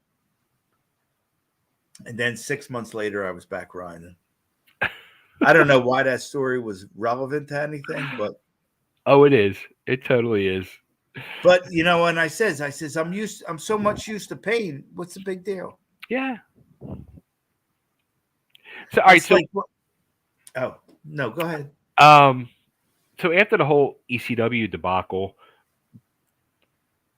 did you take bookings anywhere or? Yeah, I think after ECW, that's when me and Johnny really went hog wild with Dino Santa. Okay. So Dino, I forget how we started that, but anyway, we started working with Dino, and Dino knew what we did, and it's funny back then. I contacted Rob Russin in ECWA because I know Glenn was talking about him. Yeah. Kettner. What did I say, Rob? Rob Russin, yeah. Jim Kettner. Jim Kettner. It's Spice Rum talking. I'm sorry. So I reached out to Jim, and he knew me and Hotbody. I said, Jim, how about having me and Johnny come work for you? He says, well, I can't have you down here. You're just too violent. Yeah. Yeah, so that was a bust. That so was anyway, not we got connected with Dino.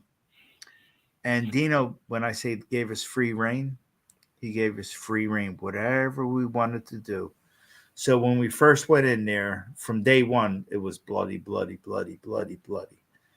And I remember Dino would always do, like, a lot of times do double shots, a Friday and Saturday in these small towns. Mm-hmm. Oricksburg, Chambersburg, this burg, that burg. Right. But he would draw. And I remember we were doing this one shot, and he would have good houses, like packed. And we did this thing where me and Johnny did our stuff. And after the match, it was, typical double DQ, no contest. And we would always go back. We would shoot a promo for the next month. Mm-hmm. So Dino happened to come out after the match, and I'm on the mic, and I'm rambling. Because as much as Johnny likes to talk, Johnny was horrible on the mic. I don't know if you ever knew that. Johnny, when we were tagging, he would never want to do anything live. And Johnny could talk, but not when it came to that. So I'm out there, and I'm saying, you people want us to come back? Yeah, people are into it. And I look at Dino, and I whispered, cage. And he nodded. And I said, you want us back in the cage? Yeah. So we were set to do a cage the next month. So the next night we did the same thing in another town. And I said to Dino, cage? He said, yeah, do it again. So we did it again. So the following month we go back. I can't remember what towns they were. So the first night it was a Friday night, we did the cage match, me and Johnny, and we worked our asses off. I mean, we worked hard. The blood, the whole bit. I mean, we worked the way we like to work. We were happy. We would come back in the dressing room. Dino says, guys, that was great. But at the time, Bruno Sammartino was the commentator. Okay. He says, listen, Bruno wanted me to tell you, when you do your cage tomorrow night, don't work so hard. You don't need to work that hard. So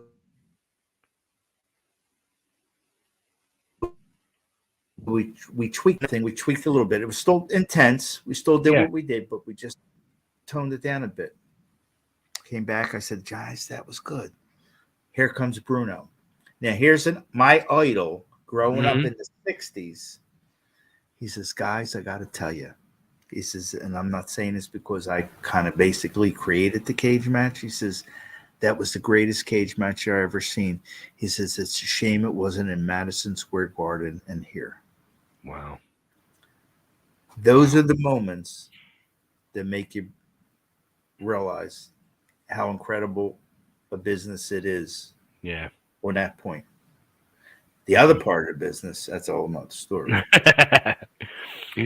So then, a few years down the line, you decided to go into the world of promoting. Yeah, I thought that was coming up. I actually wasn't promoting, I was booking. Okay. So that's when I actually thought I was done. But it was in 1999. Right. Just came back from my second marriage honeymoon. Okay. And a friend of mine was doing this stuff in South Philly. And I remember I ran into him in a gas station one night after my son Michael, he had his little basketball banquet. And so we were talking. We've been out of touch for a few years. It's somebody who grew up with, went to high school with and all that. Okay. And he says, are you interested in working again? And I said, yeah. I was 40 at the time, so I still had a lot left of me. So we went in, and I remember I had my son come out with me the first few. He was coming out with me for matches. He was Hitman Jr. He was like, I think 12 at the time. Okay. And so we started doing our stuff. And eventually, after a couple shows, I took over booking. So because the guy who was the booker was, it was such a weird thing. The promoter's girlfriend, the boyfriend, and he was just doing her dirty, and then we kind of like tried to squeeze him out. Right. So we started doing. I started doing the book. Okay. So we were doing some things in South Philly, and then we did some of the clubs on Columbus Boulevard. I don't know if it was the Aztec. We did a couple things there, and then we ultimately were the first ones to go in the Murphy Rec Center. Murphy Rec, right? Who ultimately you went in there, and then after you guys closed up, I took it over. Because in fact, you caused me to have a big beef when you brought me in for the retirement match. But I'll get. Oh, all right, good. Tell me this. Go ahead. To that. But that. So we were running the Murphy Rec Center. We were doing our thing. So I was the booker. So prior to getting to Murphy, so before I became the booker, they put the strap on me. Once I became the booker, I didn't want the strap because I didn't need the strap. Yeah. So there was this guy, Jimbo. He worked as this cremator. Yeah. Okay. So we were running. I love Jimbo. Jimbo was good. So we were doing this couple series of matches, and I ultimately wanted to give him the strap so I can concentrate on the booking.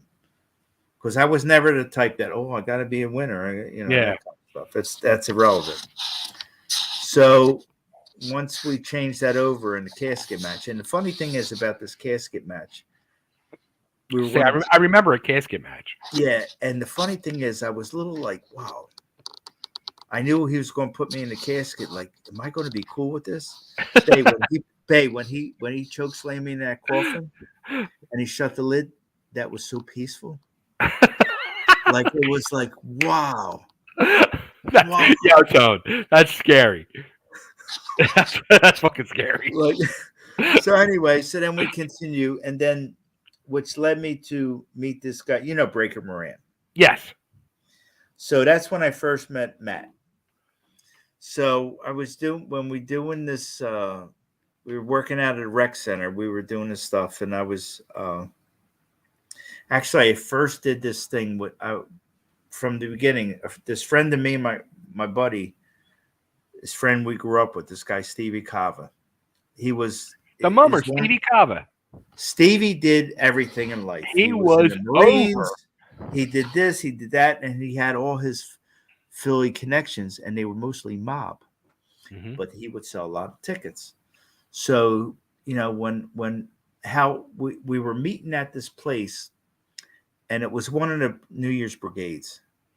And we all knew Stevie, and Stevie was there that night. He was in the brigade. So he comes over, and we start talking, and Stevie says, "Yo, I did some training."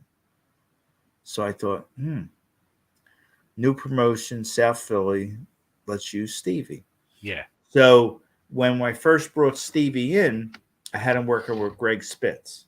Okay. So Greg, I told Greg, I said, Greg, he's green. Just guide him. Just teach him along the way. And when Stevie first came into CWC, I would always do something. I would start this hatred, me and him. Mm-hmm. And eventually we build it. So when me and Stevie when we first did the Murphy Rec Center, I had Matt. I had him working with, I think he was working with Billy Real. We had some other guys working, blah, blah, blah. Mm-hmm. And naturally we had Domino. And Frankie's story in itself. we can do hours on Frankie. Yeah, you can't not. I love that guy. I love that. So before the thing with me and Stevie, I told him a couple days earlier, I said, Steve, listen, you didn't pay your dues in this business. I said, when we go out, I'm going to have to really beat you. I mean, I'm going to have to really lay it in and beat you down. That's cool, Tone. I said, Steve, no, listen. I says, I'm really going to have to lay into you. You need to get the respected guys in the back because they feel a certain way. You know, we're working higher up in the card, and you're nobody. Yeah. So that Friday before the show, I'm driving around where his little hood is, and I see some of the guys that are mob connected in the mob Right. that I was friends with. So I roll my window down. They come over. I says, "You guys ready for the show tomorrow?" I said, listen, I'm going to tell you now. I said, I'm going to kick Stevie's ass. Yeah, we know it's all that. I says, no. I says, you're not listening to me. He's got to pay his dues. So I got to really like work him over. All right, that's cool. That's cool. So during the match, when I say I beat his ass, and I'm not saying gently, I didn't hurt him. Remember this. And then I remember Angelo Lutz. He was connected. Oh yeah, I love Angelo. And he was, I don't know if he's Stevie's cousin. At one point, he gets up and he says, enough is enough. Enough is enough. It was that. So finally, Stevie paid his in one night, Stevie paid his dues. So then he was accepted. So then, I think that was all. That was the only time me and Stevie worked. We did that, and then that's when I reconnected with Hotbody. Hotbody came in. I think he was doing his bodybuilding stuff at the time. He was all ripped and tan. I was all jealous and stuff. He was all, little jacked up. So at that point, I wanted to start a program with Breaker. Okay. So I brought Breaker in. Breaker had that good look, and I would always put Breaker over, but never clean. So we'll keep us going, keep us going, keep us going. You know how it goes. Yeah. So at the time, I wanted to keep Stevie working because Stevie sold tickets. Mm-hmm.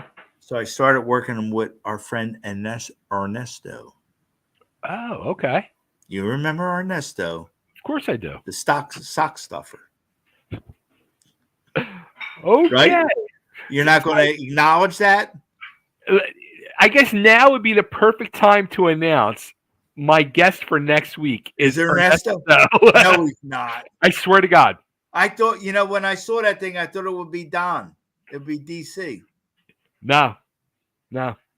Ernesto Benefica will be on next Sunday. You know what? Night. I think I'm done with this interview now. If that's following me, that's sad. It's following you. Ernesto. Yeah. You're serious. I swear to God. This isn't a rib. Here's the thing. And even I'll tell you what. He even said, he goes, Yo, Bay, he goes, why do you want to interview me? He goes, I was such a small piece of sand in the whole thing. I said, because honest to God, you'd be surprised. I get people messaging me. Where's Ernesto? Where's this one? Where's that one? I plan to I want to talk to every fucking buddy that was involved. Wow. You know what? I don't know if I should be disillusioned right now, but I got some Ernesto stories. It's all all into that. You got to look at it this way. What we're doing, it's all a time capsule. Oh, it's a time capsule. Oh, it's a time capsule. All right. So, do you want me to tell you my Ernesto CWC story or the TWA story first? Stick with the CWC for now. We'll go back to TWA. So once I start booking, Ernesto reached out to me. I always like Ernie. He says, and I knew he could sell tickets. So I says, all right, Ernie, I'm going to have you work. Real quick, too, I just want to say, people are putting questions and comments and all. We're going to go through them all. So I hope everybody's hangs out. We are going to go. I don't know if I'm rambling off of my. No. All right, no. okay. Drink and ramble. So I put Ernesto with Stevie. They're both the same size. Stevie's bringing people in from South Philly and so sell tickets. So I got them working this thing. Okay. Smart. Very smart. Yes. Well, I'm not as dumb as I look. So I get this call from Ernesto one night. He says, Tone. And I don't know if we talked about this last week or 2 weeks. No. Okay. I might have been talking to Johnny about it. So Ernesto says, Tone, he says, I like that I'm working, for you and all. He says, but can I get my hand raised in victory? I says, Ernesto, I says, I'm the booker. I says, I never go over. I says, you don't have to go over to be over. So he kind of got it. So he was working like his second or third shot with Stevie. So now I felt a little bad because I'm a good-hearted person. I says, all right, Ernesto, when you work with Stevie this week, what we're going to do is it'll be a screw finish. I'm going to come out towards the end of the match with a chair. People were thinking I'm going to clock Stevie because me and Stevie Kava had this hate thing. I'm going to turn around and clock you with the chair. I says, it's a screw finish. You're fine. Yeah. All right. So we do the show. I come out and I clock Ernie with the chair and I go back. No sooner I sit down. Now I'm new to this whole booking thing. I'm trying to keep everything running. Somebody comes, not even 3 minutes later. I feel a tap on my shoulder. I say, hey, what's up? He says, see the guy you just laid out with the chair? And it was a sweet chair shot. It was nice. It was loud. It was solid. It was light. He knows. I said, yeah. He's out there DDTing everybody. I said, he's what? I get up and I'm walking to the ring. And I remember I had like the Italians shoes on. I had my shorts on. I had my Iverson golden jersey on because I didn't get dressed yet. And I see him coming. He's dragging. I don't know if he was dragging Stevie or he's dragging the ref. I grabbed him by the throat. And I said to him, you don't want to sell my chair shot? I clocked him. I slammed him. I picked him up to slam him on the floor. I said, don't you dare hold on, because I'll tell you why I said that afterwards. I slammed him, and I kept saying, and back then I used to curse like a truck driver. I don't try to do that no more. And I would, boom, sell that, MFer. Sell that, MFer. And I was just peppering him. I was pissed. He came back, and he says, Tone, I'm sorry. I said, you're fired. And it's sad because I never felt the need to fire anybody. Right. Prior to TWA, 15-man last battle royal. You remember that? This is at the Pennsylvania Hall. Okay. So, this is one of Joel's shows. Mm-hmm. So we start off with the 15-man last battle royal. So it's going to come down to me and Hack. Okay. I'm going over, but yet they're putting Hack over. Mm-hmm. So 13 guys bled. They're gone. Right. So I finally gig Hack. He goes out. Peaches got the whole medical kit and does all that. And then she does the old ketchup squirt. I get hit with the ketchup. And Finnegan says, oh, I'm bleeding, but it was ketchup. Only time in wrestling that was a gimmick. So they give him the match. No big deal. So we go in the back to the whole prior to.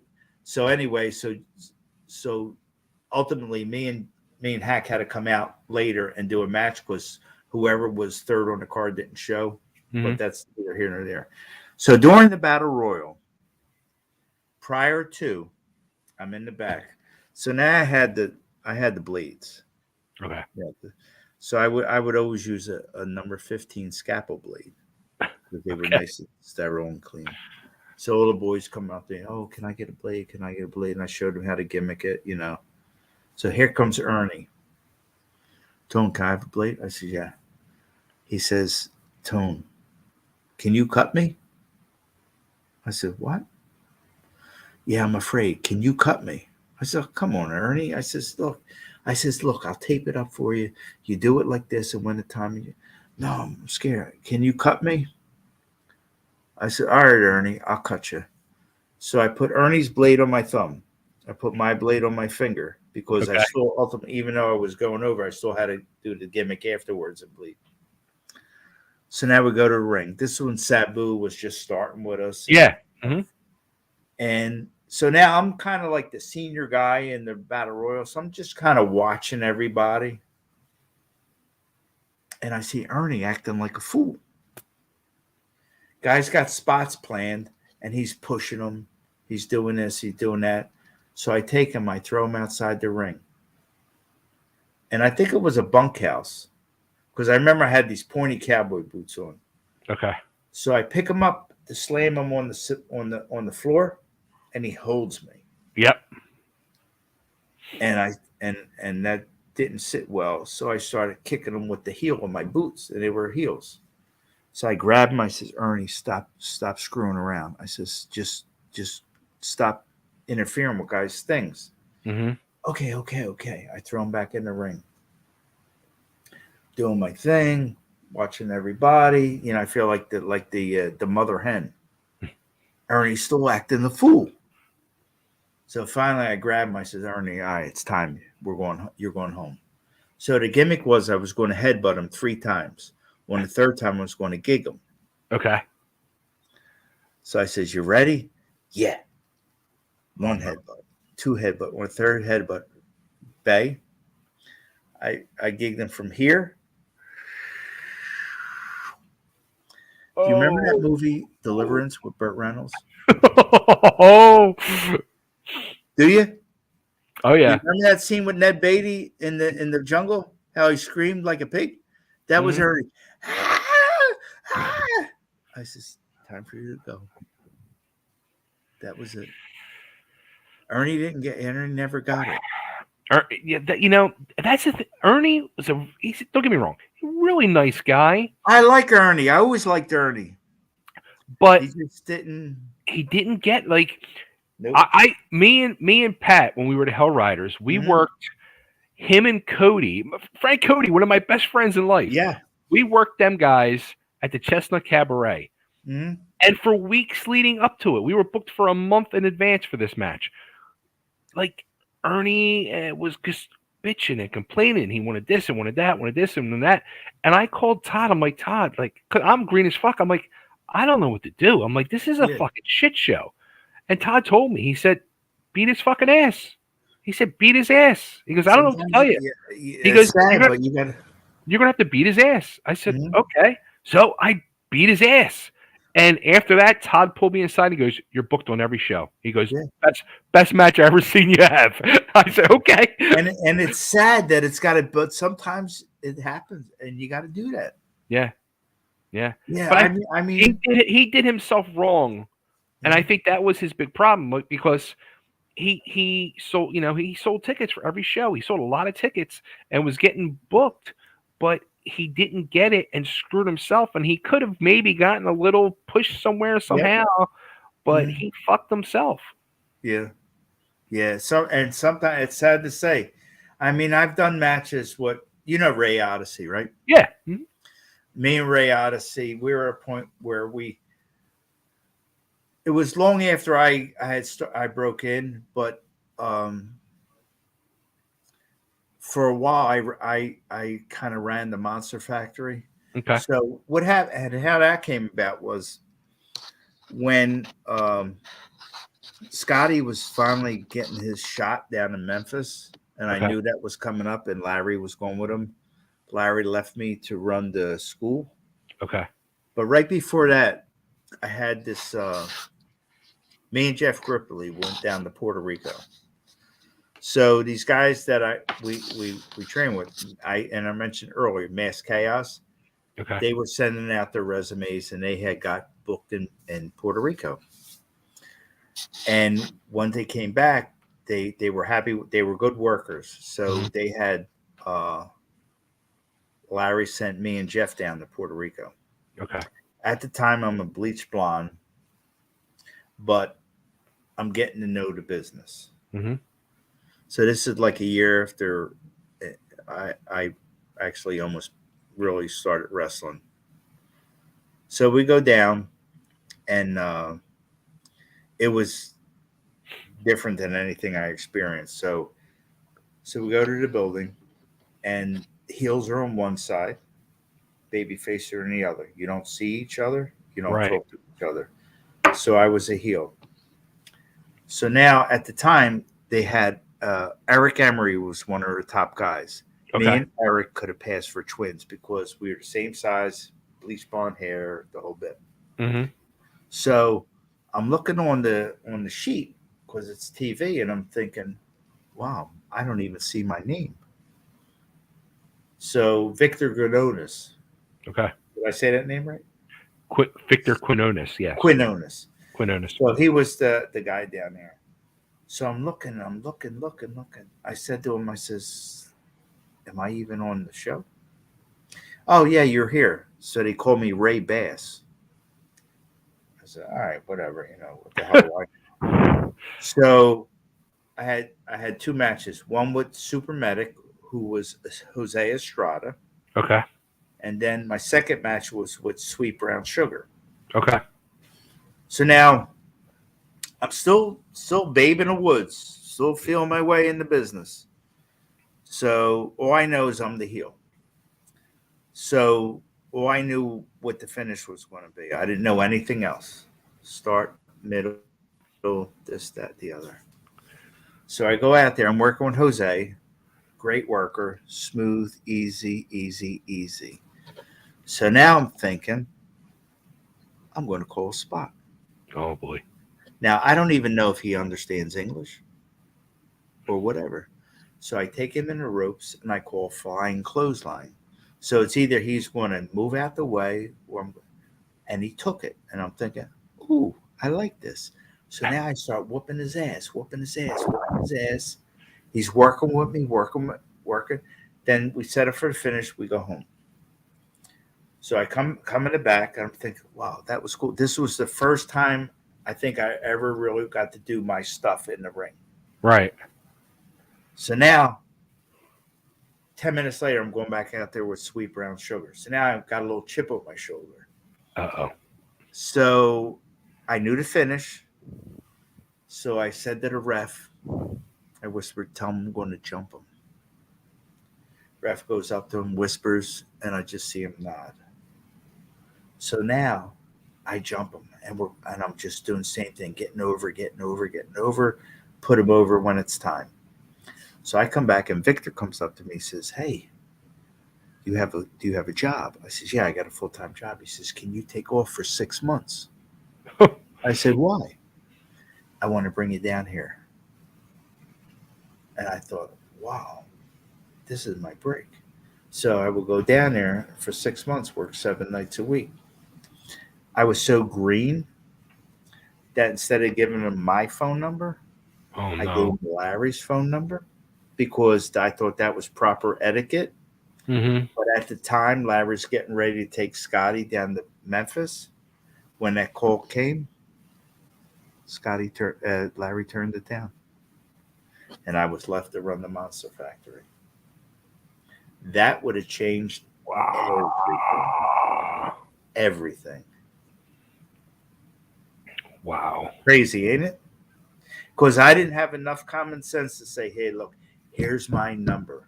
Because Right. This is the school I went to. Bookings go through Larry. Right. Larry hooked me up. And then before Larry went down to Memphis, he told me, he says, Tone, once we come back, me and Scotty come back, I'm sending you down to Memphis. Never happened. But that Puerto Rico thing, dude, you know how big that would have been?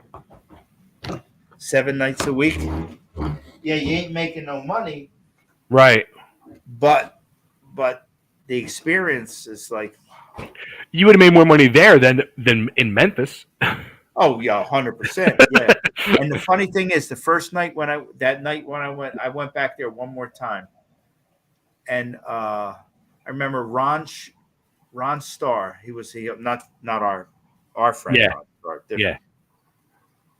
So I'm getting ready for the car to pick us up after the show, and I'm getting ready to go out the door, and Ron Starr grabs me by the back of my shirt and pulls me. He says, "Where you going?" I says, "The car's here." He says, "Oh, we don't do that down here." I said, "What are you talking about?" He said, "When you're a heel, that's not how it goes." He said, "When I tell you to open that door and run to the car, you run to the car." He said, "All right, go." So I'm running. They were throwing rocks at us. I said, "Wow, they take it serious down here." Oh yeah. But the fact is that it was all about one phone call. That would have changed. It would just changed everything. But when you're young, That was and you twice don't now. know- Twice, Larry. Yep. But it is what it is. Right. So, all right. So then after the whole CWC run and all that, whatever happened to Lisa, the old promoter of that? Is she still? Oh, I'm glad you brought that up because we went on a hiatus. Right. And then this guy, I'm pretty sure his name was Ragni, contacted me and says, Tone, he says, would you like to come? We're doing a show at the Murphy Rec Center. And once you do your retirement and then you set up the thing with me and Larry, that caused such a beef. Wait, with who? After that. What? That caused the beef with them? Yes, because that was our building. And I sold out because I was going to do, and I said, I got to keep my name out there. The only reason I went into that building because I thought you guys were done. No, they took a break, and I told them, I said, we can't take a break over whatever stretch it was. I said, we can't take a break. We got to keep putting shows on. No. Let's take this break for a few months. And then you contacted me, and I thought, well, this sounds cool. That was it. We never ran another show. Wow. So thank you very much. But I like working for you. And you know what? And I'll tell you what. And I'll be the first to admit, you know, when I was promoting shows, I was running on a shoestring fucking budget, and I paid shit. I mean, it was people don't realize. Oh, I'm going to be a promoter. I'm going to do this and do that. No, before we even opened the fucking doors, my budget was $1,500 before I even got into the talent because you're renting everything, you're paying rent for the building. It's no joke. Yeah, I'm delivering pizzas to put on fucking pizza show, wrestling shows here. Yeah, I hear you. Yeah. So, when you and Larry worked those shows for me at Murphy Rec, I remember saying to myself, this is funny. This goes back to Larry's way of working. I'm like, Larry bumped more tonight with fucking Tony than he probably has in the past 15 fucking years. Because Larry knew he had a bump with me. Yeah. Yeah. And it's funny. I'll never forget that night when, you know, and you know, it was my retirement. I came out to the Frank Sinatra My Way. And it was so emotional and all this. And I remember Larry did the thing. And I never forget Jen, who was, you know, Jen, my wife back then, was at the show. And I remember when Larry jumped me and I was just lamping him in the corner. And I remember afterwards, she said, why were you hitting Larry so hard? I says, I actually wasn't. They were working punch because I know Larry would be, Tone, stop. I miss Larry so much, man. Yeah, Larry was something, boy. He really was. It's still hard to believe he's fucking gone. Yeah. He really is. So, all right. No, go ahead. Share that moment. That was an awkward silence. Wait, share that moment. Share that moment. I think it came and went. Oh, no. I remember that night you called me when we were doing it. I was like, we were in the midst of CWC, and I remember you called me. Domino was supposed to work with Jimmy Giannetti. Okay. Domino got knocked out in the bar. Remember? Somebody broke a bottle over his head. Okay. Do you remember this? Does this lead up to the one where Domino walked out on my match? No. That's okay. No, I remember you calling me. You said, Tone, can you fill in for Frankie? He got knocked. You got to work with Jimmy, Randy. Okay. And it was in the Northeast. And I'll never forget. I said, yeah, babe, I'll do it. And Randy was worried that I wouldn't sell for him. Really? Because I never sold for him, ever. That's funny. When we did the I wonder if he's watching this. Whenever we did the TWA shows, I don't know what it was. You know, me and Mike would tag against him and Chuck, and I never sold for Randy. I don't know why. I can't explain it. So I remember the night we did the show. I forget where it was, somewhere in the Northeast or somewhere. And Randy, you had Randy as the champion. Mm-hmm. And when I came in, I said, Randy, I promise I'll sell for you. And he still didn't believe me. But I did sell for him. Yeah. And I remember we did this thing where it was this wild match. And I forget who was on before us, but the two, was it who are the two dudes that came out with the Slim Fast cans? Oh, It was it Dr. Ruthless and Aaron? Aaron, Himalaya right? Players? Yes. So I remember. So me and Randy, and we were just going with the flow. We didn't have no plan. I knew Randy was going over, and I put him over, and I told him, and I promised I'd sell, and I did. And I remember at one point we're getting a little. I was doing more of my style, and I saw the Slim Fast can. Oh no! And it was full. And I thought, wow, this would be a great spot. I'll just hit Randy over the head with it, and then this can's going to explode. So I remember I wailed off and whacked him, and all I heard him say was, "Ow!" It didn't bust. So naturally, I had to hit him again with it. He wasn't happy. I don't think it busted that time either. But I remember that match. But I did finally sell for Randy, first time ever. I never saw. I don't know what it was, Bay. And Randy knew that because he says, "Tone, you're not going to sell for me again." I said, "Randy, I promise I will," and I did. He used to at around that time. I would start having my problems with fucking asshole Rebel, and I ended up. I begged Janetti. I said, "Please," I said, "I don't want him in a single." I'm like, just let me team him back up with you and do some stuff and just kind of lay back for a little bit so I can figure out what the hell I'm going to do with him. And he used to, after every show, he would just look at me and goes, "Do you realize how much I love you? Just seriously, do you realize how much I fucking love you?" Oh boy. So then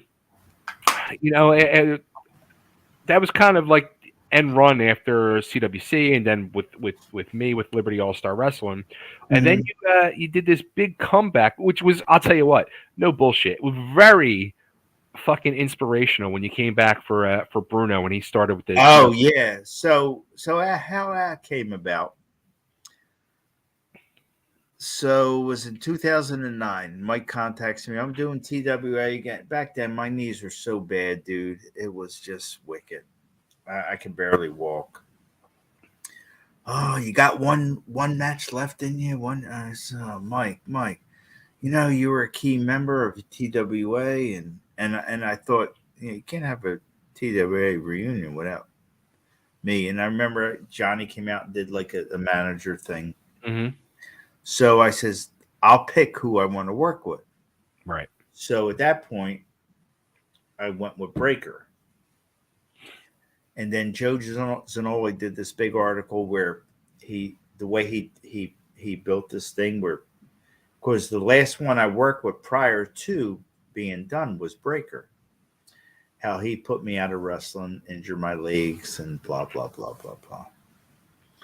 So I says, I'll do it if I work with Matt. So I called Matt. I says, Matt, here's the situation. I says, you got to put me over. He says, yeah, no problem. Matt, I love Matt. Matt's a great guy. So we do that, and I'm thinking one and done. And prior to that, I was 50 at the time. Mm-hmm. And I got myself back in the gym. I know my main focus was cardio, dieted, and I did what I had to do. And I'll never forget, I says, when I went back in there, it's like I never left. Yeah. And it felt right. And then I kept doing it. And then ultimately, that's when Mike did the thing with me and Glenn. And that was such a beautiful thing, me and Glenn. And I mean, when Glenn was talking about the thing with the juggler and the baseballs, yeah. And I remember that match because me and Glenn had some classic stuff, and because it was ideal, and I knew how to juggle, so I'm going to show off my juggling skills. And I remember my daughter Madison; she was young when I went back with Matt. The reason why I went back was Madison was 8. I just want to say she's here. What? Your daughter's here. She's watching. She said she was going to watch. Oh yeah, I See? see. I can't say. Wait, I got to put my. Oh yeah. I was at the comeback show. Hi, Dad. Hi, Madison. So anyway, so I wanted her to see me wrestle. So I figured at least I can do that. Yeah. So I'll never forget. So as we're leading up to it, so she's like a little, she's 8. Yeah. So I said, Madison, here's the guy I want to wrestle. So I bring up Breaker's picture. She says, oh, you sure you want to do this? He looks mean. I said, yeah, Madison, I'll be fine. So we wind up doing that. Then that's when, we did, and I worked with Carino a couple times, which was phenomenal. Steve, I love Steve. Yeah. And then we ultimately did this thing with me and Glenn. And when it got to the point when me and Glenn did the thing at the ball field, I'm gonna say, Glenn, I'm sorry, because not that I took liberties with Glenn, but I really I thought I abused him a little bit. Because I had all these weapons stored, the bat, the this, the that. And even Madison said at one point, wow, that's like you really got carried away. But the funny thing is, when we were doing our thing, and I was talking to Madison earlier tonight, because she didn't know until today. I told her about the podcast. When me and Glenn were doing our thing, we did our whatever we did with TWA re-brought to life. Mm-hmm. We were doing this chain match, and it was going back and forth, back and forth, back and forth. And we were getting ready to set up for the finish. We were like less than a minute away from the finish. I heard my little 8-year-old say, as clear as day, finish him already. And I said to Glenn, I says, wow, that was Madison. She knows we were ready for the finish. And we finished it, and it was so cool. And when I was telling that story tonight, she says, Dad, you got to really tell that story. That's funny. So there you go, Madison. That's for you. That's funny. Yeah. Wow. Well, it's funny. I had seen recently TWA is coming back again. You have any more left in the tank, Tone? Listen, thinking about it. Listen, my dear friend. So I talked to Mike a week ago. I haven't talked to Mike for a while. So I was going back 2 years ago. So when I turned 60, I got my knees done. I had both my knees replaced, done at the same day, same time, boom, boom, boom. So now I got these metal knees in me. So Mike contacted me 2 years after that. He says, oh, I'm doing this TWA reunion, blah, blah, blah. You in? I said, yes. Because I figured I got these new knees. I can move again. Let me do it. So I said, let me pick who I want to work with. So I'm thinking about it. So I says, let me work with Josh Adams. Josh Adams does this gimmick. What the hell is it? He has this mask, and he's violence. Okay. So going back to when the last time I physically saw you was at the ECWA training thing. Yes. So Josh will come in like every one day a week, once every 2 weeks, and train the guys. Josh was like a physical phenomenon. He would train them how to, and I appreciated what Josh did. So I says to Mike, I says, well, let me work with Josh. So I reached out to Josh, and we were going to do this thing, and I was ready. In a matter of a month, I dropped 30 pounds. I was physically ready. mentally ready, and emotionally ready. I was ready to go back in the ring one more time with my new knees. Mike happened to get COVID, which put him in the hospital. Oh. Which canceled the show. So after that, I said, well, this ain't going to happen. So then I went off my diet and I got fat again. You know how that goes. I got to about a week ago. We were talking, and Mike said, Mike's so paranoid. He says, well, we haven't talked in a while. He said, are you mad at me for canceling the show? I said, no, Mike. I said, will you stop that nonsense? So then he was telling me there's going to be another TWA reunion. He says, are you interested? I said, Mike, I'm done.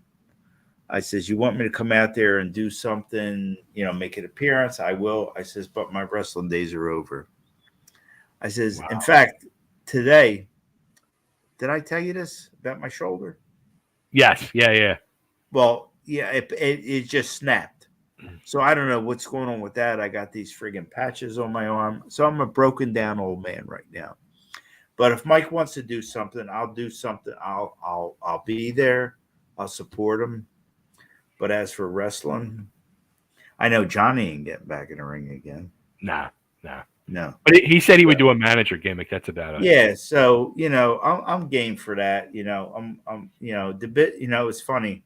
I've always said, once a wrestler, always a wrestler. It never leaves you. It's always deep down inside. But at some point, you got to come to grasp of what reality is, and you realize your body's broken down. Yeah. And that's it. That's it. I mean, would one day I like to get back in the ring? Yeah, all of us would. Sure. All of us would. But we won't want to do it where we make a fool of ourselves, because so many guys lingered on for years, and then when they make their comeback, it's like, oh. Well, I mean, look at Ric Flair, the greatest worker of all time. That last match he did. Oh, that was sad. It was sad and scary. Yeah. Yeah, that wasn't good. But it's funny. The fans of today is so different from when we were doing our thing back then. It's a whole new world. They understood the business. They got it, but they kind of grasped it. The fans of today with the internet and this, that, and the other, they don't get it. No. They don't get it. They don't realize like what you put your body through, and you break your body down just to entertain people and make them believe. And it's sad. It's nowadays everybody like idol worships these NFL players, the basketball players. It's like, wow. If you only knew what we went through. What are you pouring? The last of my wine. Oh, all right. 7 Let me million. see what I got here. Oh, I got to re-pour. I put the bottle next to me. So, and it is what it is. You know what? Do I miss the business? I miss our brothers in the business. Yeah. Do I miss the politics? No. No. Because you know what? It's such an evil, cutthroat business. It's sad. It's really sad. And no matter what talent you got, if you don't have it, like they say, oh, he's got it. And look at now. Number one, first of all, I don't watch nothing. I was going to ask you, do you watch anything at all? Nothing. If anything, I go on and watch old stuff. Yeah. From back in the day, from what I grew up on. And what, nowadays you get these guys, they're gymnasts. Yeah, it's completely different. Are they athletes? They're phenomenal athletes, but it's not wrestling. Yeah. It's not. It's I think Johnny said it last week. It's Hollywood. It's become Hollywood. Totally Hollywood. Back in the day, I'll give you a perfect example. Me and Johnny will go out, or me and anybody will go out. And as soon as you feel the fit, when all you need to know is, here's our start, here's our finish. Today, and even when I went back into business a few years back, I would see these guys talking for an hour and a Yeah. half, talking about spots. First of all, you go out there, and if these people ain't biting on what you're giving them, what are you going to do? Yeah. They're so set on what they need, what they planned out. When you go out there, here's our start, here's our finish. If somewhere along that timeline they're not biting, let's step it up. Yeah. And you change it and you do what you got to do. And it's sad, people and fans today with the internet and everything else, they think they know the business. They have no idea. No friggin' idea how dirty and evil it is. And that's just the It way it is. it kind of like amazes me, like so many people, from our generation whose now children have decided to get into business. And I've talked to people and I've said to them, I'm like, you actually like are okay with that? Like you were Yeah, like you didn't try to talk them out of it? yeah, people come up to me and say, "Oh, I like." I says, "You don't want to do this. Yeah. You don't want to do it." And it's sad. It's there's guys and females that are making some big money, Mm-hmm. but it's not what we grew up into. Mm-mm. No. It's different. I have because I do like these different YouTube things and all, and I have a channel with my fiance now. We do a lot of like kind of like reality show stuff and Yeah, our business and all. And I met some other YouTubers through that, and this one guy who I've become very very good friends with down in Alabama. His son is a huge wrestling fan, and he just got into the business and started training like 3 months ago. So he's always like sending me videos and all, and yeah, what he's doing. And he sent me a video. He's cutting a promo, and then he sends me the thing. And here it's like a backyard show. I'm like, yo, dude, like, time out. What are you doing? Like, no, yeah, like, you're getting into something you really shouldn't be getting involved in. If you're in a school and training professionally, don't do this. You're gonna like put a bad taste on your name and your gimmick, and people are yeah. gonna. And he was like, no, it's totally cool. I'm like, no, it's No, not. it's Like actually in my not cool. yeah, I'm like in my generation, that's not cool. Like, You know what? I remember when I broke into the business, and the golden rule was protect the business. mm-hmm, You don't talk about the business. You don't expose the business, and mm-hmm, that's my mindset, and that's how I always was. And then when they expose the business, it is what it is. And I had so many people come up to me and they start trying to talk to me about it. And as soon as they throw that F word, I says, you guys have no idea yeah, what we sacrifice, mm-hmm, what we put our bodies through. mm-hmm, And I've had people on the street, and guys would say, "Oh, he was a wrestler." He said, "Oh, that's fake." I said, "You want me to show you fake?" yeah, And yeah, I would say, "You want to feel it?" mm-hmm, And let them feel it. yeah, I said, "Was that fake?" "Oh my God, no." mm-hmm, Don't knock what we did, because we're suffering now for it. And it's like today in this day and age with this the death matches and all. I give them props. They're going out and doing what they do, but where are they going to be in 10 years from now? yeah, exactly. That's Your body is broken down, man. And what do you got to show for it? They're not getting paid. no, They're not making no money. I yeah, I don't, remember years ago, I was probably like 53, 54 at the time. And there's this guy that came out of the Monster Factory, Donnie Hart. okay, Big dude. And we just formed this connection. And I guess it was 53, 54, no, 19. I was 53 or 4 at the time. And I okay, contacted Dino. I says, Dino, I says, I got this guy. He's a young kid. He's a big kid. He's like 6'4", 280, 290. I says, we can come in and work for you, and I'll give you what me and Johnny Hotbody did. And he was like, oh yeah, cool, cool. So I remember we went down, did the show in one of Dino's smaller spots. We went out there, did our stuff, me and Donnie. And after the match, Dino says, "Oh, I'm going to run you guys for 6 months. You got this thing. It's cool. It's cool. It's cool." When I got my envelope, I would have been better off if they gave me no envelope.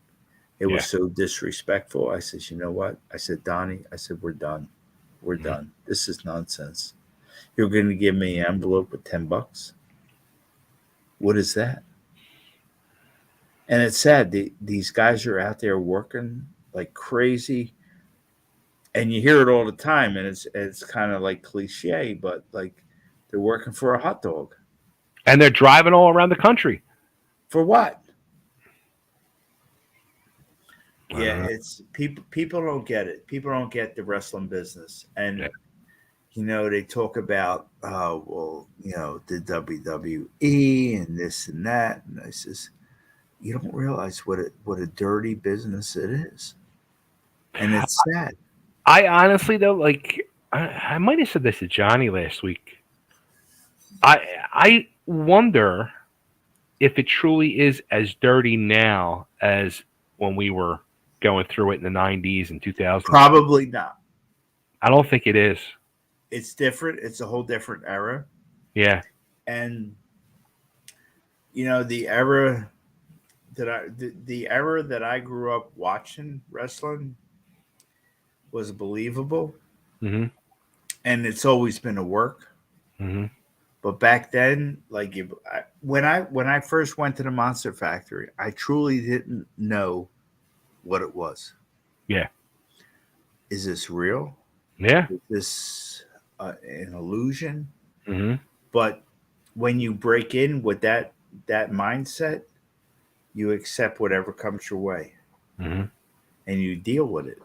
Nowadays, it's like, I mean, you got guys in the business that look like they, instead of being a wrestler, they should be riding a skateboard. Yeah. Guys at 130 pounds. And it's a whole new, yeah. I remember I did this show up in Jersey City. I had worked with Jungle Jim, who came from the Monster Factory. Yeah. And back then I was at $175 and I was in shape, like unbelievable shape. So I worked with Jungle Jim, and then I had to do this double shot and I worked a second show on the card. Mm-hmm. Somebody didn't show, and I worked on their mask. And I can't remember who I worked with, but they were bigger, much bigger than me. And I remember when I went in the back, the State Athletic Commission from New Jersey said to me, he says, "Listen," he says, "if you don't put on some weight and get bigger, you're going to be blackballed from wrestling in New Jersey." And that's how it was back then. Wow. And nowadays, you see these guys that are 125, 130 pounds soaking wet. I'm a world champion. It's wrestling, man. Even Ernesto, like right. I remember when he came in, I remember saying to myself, take the fact that he like screwed himself out of things, but he was so tiny. Right. If he came in today, he wouldn't. They wouldn't have given him a second look. They would have, okay. No. But it was just not believable 30 years ago when he walked through the door. No. Listen, when I broke in, my first match was December 9th, 1985 with Bigelow. Okay. Back then, the business was so kayfabe. Mm-hmm. There were literally monsters in the business, and you had to earn your way. Right. And nowadays, it's when you talk about wrestling schools, they're everywhere. Oh yeah. And there's some credible schools. I mean, there's some schools that produce some incredible Monster Factory, and I praise Danny Cage for years. Yeah, what that fucking guy does is unbelievable. Yeah. But there's so many nonsense schools that it's like, wow. Mm-hmm. And don't feed people. I remember Larry Sharp always says, always keep your day job. Mm. And this is when I was breaking in, and the business was kayfabe, and I always kept my day job. Right. And in fact, I remember in 1988, Rob Russin booked me on this tour of Europe. We did 3 weeks, and it was awesome. It was great. And because I had 2 young children at the time, I had to turn down 5 European tours Wow. because my work wouldn't let me go. That alone, that's another thing. Yeah. That would have set something up totally different. I missed tours of Austria, New Zealand. Um, I mean, um, what's the one place? So many tours I missed because they wouldn't let me do it. Wow. But I said I need a steady job to provide for my family. Yeah. And it was so different back then, and you had to do what you had to do. Mm-hmm. I always said this was a single man's business. Yeah. Oh, totally. 100%. If you got a family, you can't go to some territory and and and earn your stripes or whatever you want to call it and be able to provide for what's up here. You can't do it. No. It's truth. Yeah, it's crazy. So, all right, let me run through all these comments and questions here. We got Jay Crinity, the Broad Street Bully. Nick Infanti, 1992, says, what was it like working with Eddie Gilbert when he was the booker for NWA ECW in 1993? As I mentioned before, Eddie, I loved Eddie. Eddie Gilbert was the only guy who was honest with me 100%, no matter what. I respected Eddie. Eddie respected me for what I contributed. But then, unfortunately, Eddie was pushed out. Yeah. All right. DG Plays Favorite says hello to all. Andrew Harrison. Hey, Tony, is there a possibility of you making a comeback from one more run, even if it's a manager, or even doing one more match? I can see, it's funny. People said, oh, you can always go back as a manager.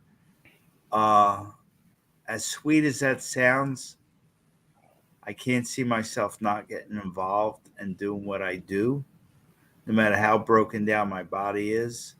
So do I have one more match? Everybody's got one more match. But is it realistic? That's the thing. That's a good that's the thing too. Like as you were saying that, I was saying the same thing to myself. Like I almost couldn't see you just being a manager because I can't do that. You'd want to be fucking involved. Yeah, I can't just do it like the manager gimmick, and people say, just being part of business. That's not, to me, that's not part of business. Yeah. I took pride in when I was in the ring that no matter what I did, people believed it. Mm-hmm. And through the years, and even when I did, when I was the head trainer at ECWA, I would tell those guys, I says, listen, you got to make people believe it. Mm-hmm. Don't let people think, oh, wow, this is nonsense. You know what? And if ever you're in a situation where you're outside the ring, you're in front of people, you gotta let them believe it, man. Don't be stomping your feet, smacking your arm, smacking your leg. Lay it in. Yeah. That's it. All right, TM, who is Tom Mishnick, which I don't know if you remember Tom. Tom was okay. He was a vital part of ECW and then helped me a lot with Liberty All Star Wrestling. And here it seems like he's talking about you and Johnny. He said, "Yep, that's what I always thought, that they had legit hated each other. So kudos to them for getting that over. Great matches they had, and I was at Autumn Armageddon 1990." Thank you, Tom. Yeah, me and Johnny had this thing. We had such a close bond, and that was our goal. And I always told Johnny from the beginning, I says, you know, when we go out there and we're doing our thing, I says we're going to beat the hell out of each other. I says I'm not out there to hurt you. You're not out there to hurt me. Although Johnny did have some miscues over the years, and we settled that. But yeah, man, me and Johnny were tight because we couldn't do what we did if we didn't have that connection. Johnny brought up last week, and it is very, very true and an important question to ask, and that how and actually Glenn even brought it up too. All the concussions Oh that my they God. like. I know I've had a shit ton. Like, Let me tell you, I'm so brain dead, it's not even funny. And I think I talked to you this earlier that I got double vision now. yeah, yeah, And I had to get rid of my motorcycle because of the fact that from all the chair shots, if I look to my left, I got double vision. I have trouble driving at night oh, because of it. And I've seen a doctor about it, and it's because my left eye is so damaged from the chair shots that if they tried to fix my right eye, my left eye, wait, my right eye would be bad. So yeah, did we sacrifice? 100%. yeah. People have no clue. No, no.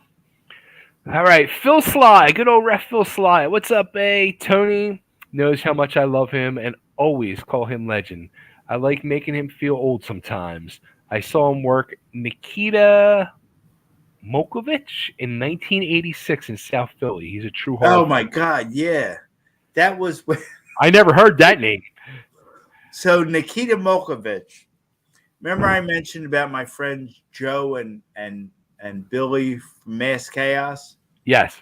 from the Monster Factory. So Joe ultimately became Nikita Mokovich, and we did this thing in South Philly. It was the first time we did um, this small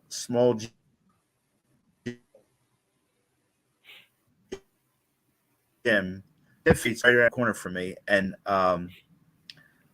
Joe did this Nikita gimmick, and this was early. I was still a bleach blonde at the time, and we did this thing, and yeah, Joe was a great guy. He actually got out of business not long after he started. He became a prison guard. Okay. But yeah, I remember that. Yeah, Joe was the guy who got us fired from Montreal. For he was the one that took the damn girl for. Oh.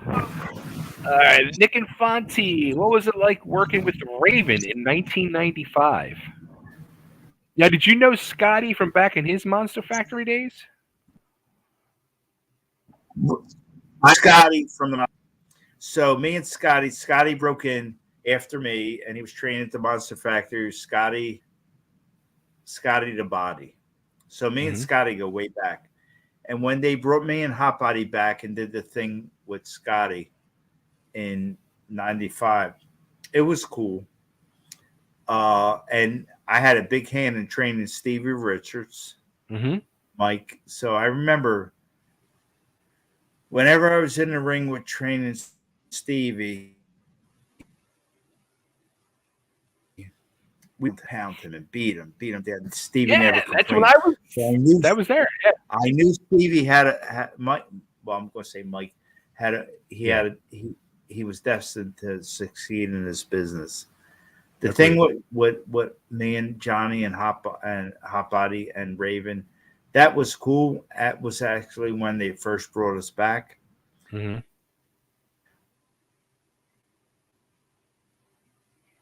But then they quickly came back after Johnny had left early, and they kind of like pushed us out for 6 months.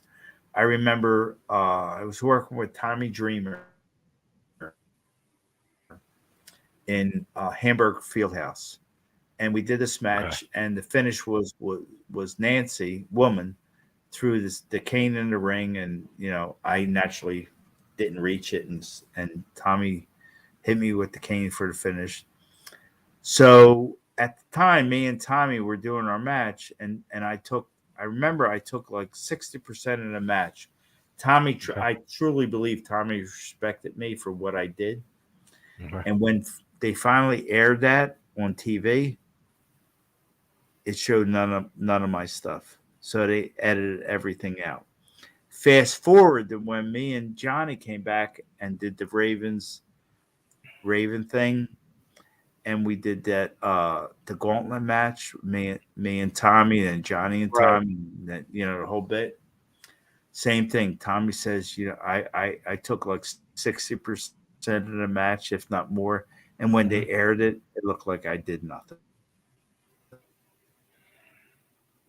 Unbelievable. So well then, but that's Paulie. That's how Paulie was. All right. Let's see. Phoenix. Memories of you and Hotbody matches with the Rottens. Yeah, here's another story. I remember we worked with them a few times, and at the time we had the straps, and there was one time we did the show at the arena, and for some reason we were technically still a chance, but when we came out, they didn't have the belts on us. And I remember Johnny shooting Axel into the ropes, and he clotheslined me, broke his nose because I heard the pop from the corner. Oh crap! Thinking, oh boy! But that was a whole different story. I liked Ian and Axel, and ultimately they took our feud from us because Johnny quit, and that's that. All right, here's a name. Here's another ECW original and Tri-State Wrestling Alliance original. The one and only Gigolo Joe Zinoli. Tony!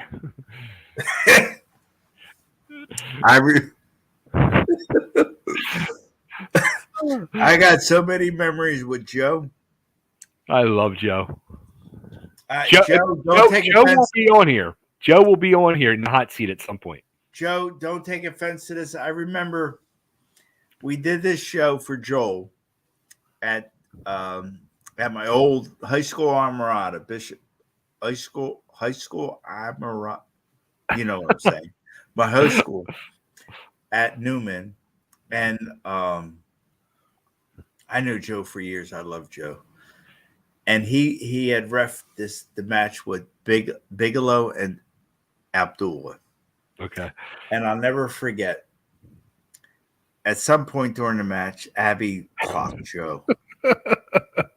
And after the match, Joe comes down and he's outside on the step, and I go out there to console him.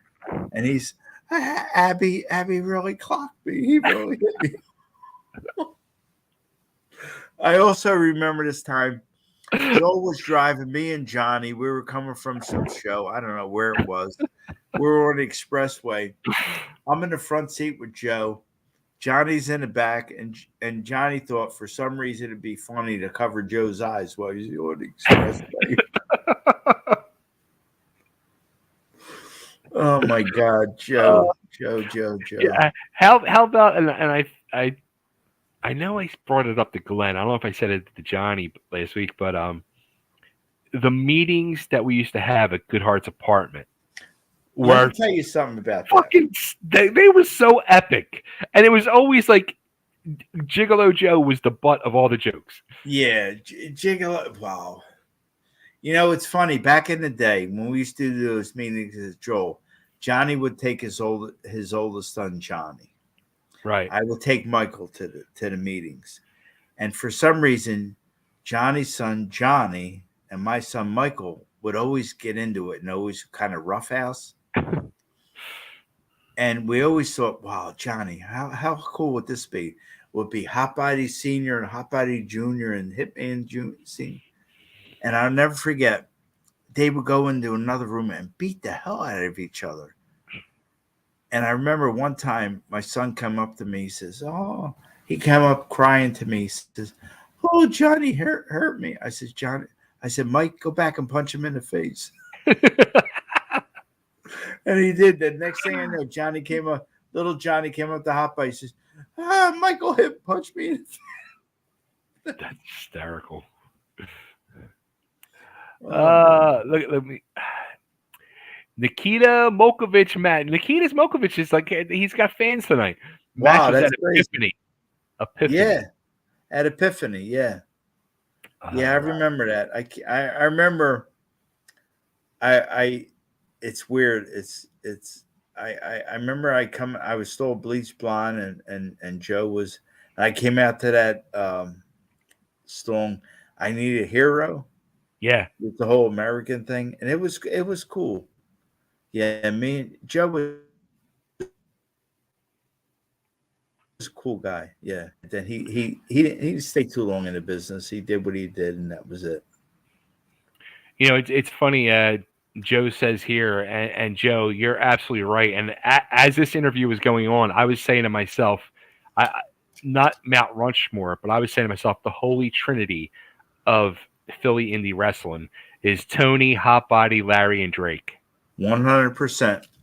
Yeah. We took it to another level, and DC and Larry, what they did was like remarkable. Yeah. And I always have to say, me and Johnny, we did the same type of thing, but we did it stiffer, and we did it harder. And I'll always say, me and Johnny picked up where Brody and Abby left off. Mm. I'll just always say that because that's what we did, and we knew what we had to do. And I love Larry to death at DC. Oh my God, I got to give him so much props. Absolutely. And it's funny. Back in the day, me and DC worked a lot. I remember working the show down in God knows where, and this was TWA, and we're doing our crazy stuff, and we go up through the stands, and DC's starting to climb over the beam at the top of the building, and he wanted me to follow him on the beam. Now we're like 30 feet from above the floor, and I'm saying no. DC's saying, follow me. I said, no. I wasn't falling to my death on that match. And it's funny, DC wanted finally you said no, though. Yeah, I had to say, you know what? I'm not stupid. Yeah, me and DC had some things, man. DC, it was funny how the thing would in this wrestling business, how DC never wanted to hire me. Then because of my friend talked him into hiring me, and then how we did so many things together. I remember we did this on that same show that Joe got clocked by Abby in South Philly. Me and DC were doing I think we were doing a chain match, and he had Nancy with him, and we're doing our stuff, and me and DC always had some just easy matches. And Don, forgive me if you're watching this or you hear this down the line. He would always wear this kind of like abdominal binder, like whatever it is, or a girdle. And I remember I'm beating him at the side of the ring, and I'm pulling his girdle up, and he says, "Stop it! Stop it! Stop it!"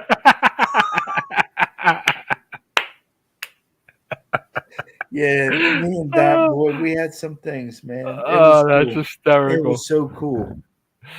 Hitman versus the Blackhearts. Luna beat the shit out of Mike. He was screaming, "Get her off of me!"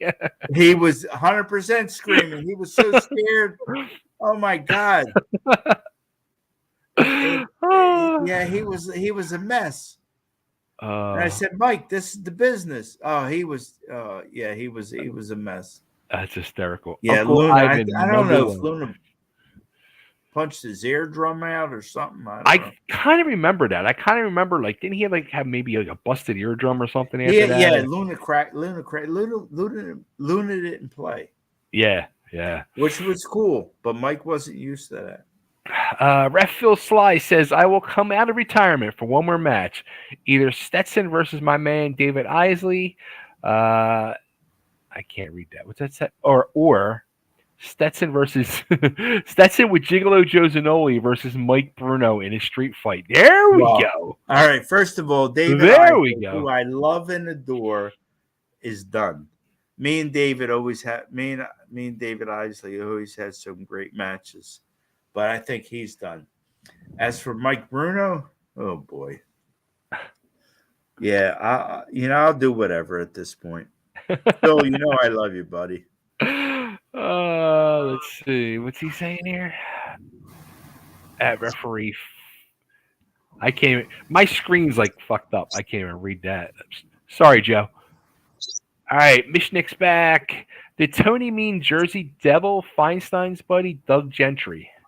Yes, absolutely. Yeah, Doug. Yeah, Doug was. It's funny when we did that gimmick. It was so cool, and I was so over, and I thought that, oh, well, here's a new beginning for me. But naturally, Paulie was Paulie, and that was a wrap. Yeah, that was a cool gimmick. It could have went so much further. It totally could have. Jay Crinity, Bay, the way you flip to the said exactly. Wait, to the what? To the. I can't read that word because my screen's screwed up. Exactly how I did it when I had my tryout decades ago. Oh, when I flipped to the side. How I did it when. So, hey, Crinity, were you there? Did you see me flip to the side in those 2 years of training? Yeah, Bay would always flip to the side. There we go. Flip no to the offense, side. Bay. No, hey, no, okay, that's the same thing. I think. Oh, Veronica. That's right. Oh. Vivacious Veronica. Look at Joe. Joe's such the. He don't forget the wrestling historian, especially when he came to the ladies. Joe does not forget. Oh boy, I can tell you stories. My old building, the Murphy Rec Center, I was getting paid to work and watch wrestling. They made me work security at one of his shows there. Yeah. One thing I do want to say too, Breaker Morant, somebody who I want to put over and say he was a guy who, when you were booking him, I mean, he was green and all, and I was like, yeah. And then I started using him because of the South Philly thing. But here's a guy all these years later who fucking has busted his hump and stuck with it, and he became a really great worker in any. Yeah, I can't say enough about Matt. Yeah. Hey, you know what's funny about me and Matt? So after we were doing the CWC thing, Matt contacts me. He says, "Oh, I got this guy down in, I think it was Delaware. And the organization, his organization. Yes, thank you so much, Bay. Was Hardcore Wrestling Alliance. So Matt got me booked with him to do a show. I said, all right, that's cool.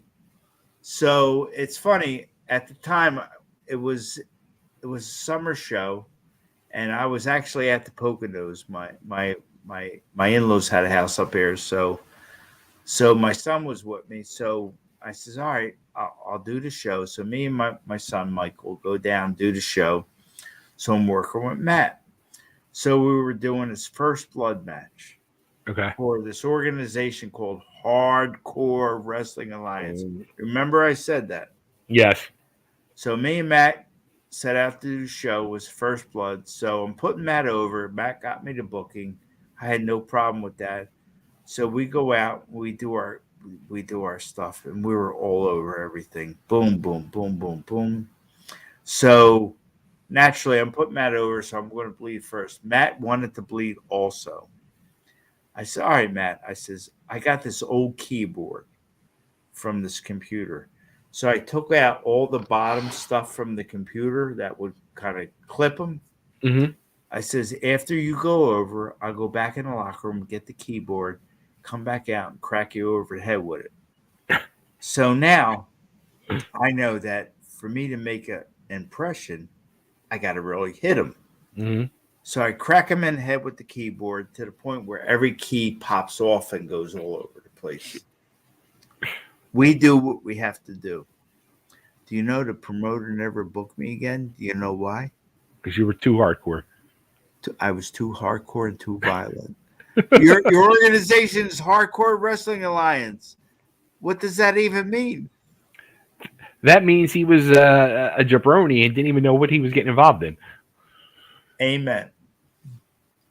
All right. I remember Orwigsburg. Wow. We had so many. Orwigsburg was with Dino. Yes. What are you talking about, Joe? Was Mike Bruno related to Bruno Sammartino? Oh, my God. No. Bruno versus Ernesto in a Legends match.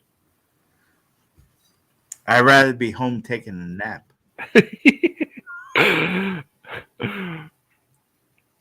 Bruno is his message. This is from Gigolo Joe. Bruno is messaging me asking, "Is Tony putting me over?" Absolutely not. Oh, please. Oh, let's see. Laugh out loud. You never asked someone to gig you. I guess that was when oh boy. Asked it. Yeah. Oh shit! I don't even know if I should say this out loud. Ref Phil Sly says Bruno's hairpiece is tougher than his actual wrestling. You know what's funny? And this was a show for you, Bay. I can't remember what year it was and where we're at this point, but you did something up in Delaware County. Okay. And I think you had me and Rebel booked, and Mike Bruno came in the ring. He did a run in, and I remember saying, "Don't touch my hair! Don't touch my hair! Don't touch my hair!" And this is after years I haven't seen Mike. And the funny thing is Zanoli comments, "Watch the hair." Yeah. Yeah, Mike and his hair. Let's see. Oh, here's another one from Madison that we missed. When I meet someone that loves wrestling, I show them the old school videos of actual wrestling, aka my dad, and their jaws drop. They have no idea how it used to be. Look at that. That's coming from That's Madison. my daughter. I love it. I love it. That's my daughter. Oh, God my knows God. I love her. Yeah, she was in for a whole world when, like I said, when I went back in, she was 8, and she seen some things, and she always remembers. She would always come to me all the shows. What Mike would promote, and then I remember this one show when I worked with Steve Carino, and she always remember when I took him. We were doing this thing where I put his head through the wall, and she always thought that was the funniest thing. Oh, that's so funny. Tony, Johnny Drake, and Larry's kids need to be honored and acknowledged in the ring. Oh. You know what's funny? And it's sad because the way timeline works, and the whole ECW arena thing, and that the banners and all that. Yeah. And the fact that me and Johnny are not up there, it's just like it's ridiculous. It's like we're forgotten. Yeah. But when you think about it, it's what we did, what DC and Larry did, that created this insanity. And that's the best thing I can do is say it's insanity. And then once ECW started, they wanted to tone it down. And then once Paulie came in, he brought in his boys, Dreamer, Taz, blah, blah, blah, blah, blah. It's sad. It's sad. No, realize no, and you've been open and honest on life, but no bullshit aside.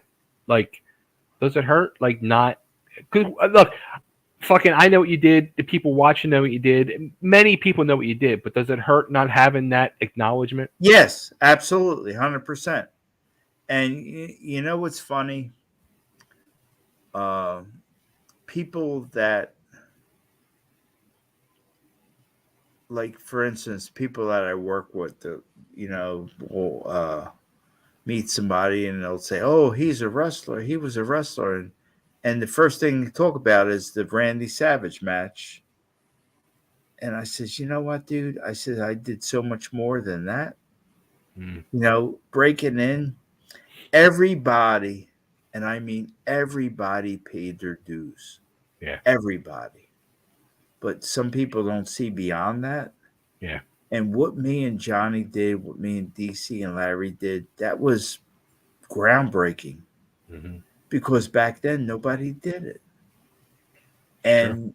And then when these people came along after us and made money, made a good payday from what we created, it's discouraging. It's sad. Yeah. And for us not to be up hanging on that in that arena, like Johnny said to you last week, he found that arena. It was his Yeah. his connection. Yeah. But you know what? The business is what it is. It's Mm-hmm. dirty, it's evil, and it's wicked. It's true. Let's see. We need to do an interview all about Mike Bruno. Wow, that'll last about a minute and a half. Uh, Fans of today are more interested in the dirt than what's in the ring.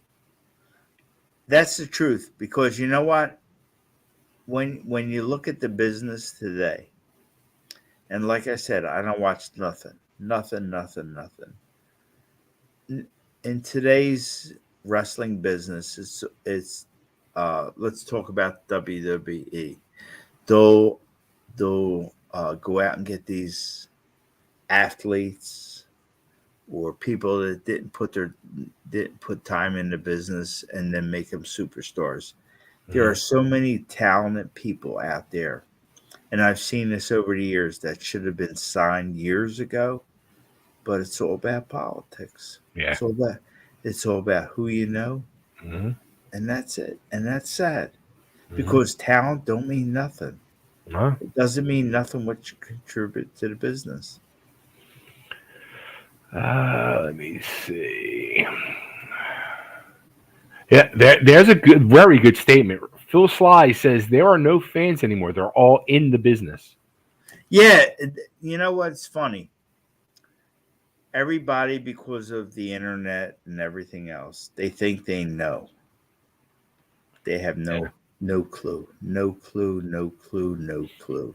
Yeah. And the thing is, unless you're in the business and you experience what me, guys like Johnny experienced, they don't get it, Mm-hmm. and they think they know. And when we try to confront them with it, they think you're the idiot. But yet, we went through it, and we know what we sacrificed, and our bodies are broken down. Our bodies are busted up. Mm-hmm. I So, think when that point came when there was like a lot of backyarders trying to cross over and get into the business and all, when people would just be like, "Who let this fucking guy in my business?" I that was like there was not a truer statement than that. yeah, absolutely. Yeah, it's you see these backyarders, and I remember a couple years ago, uh, maybe 3 or 4 years ago, when Mike was doing the ECWA, and we were doing the thing at the arena.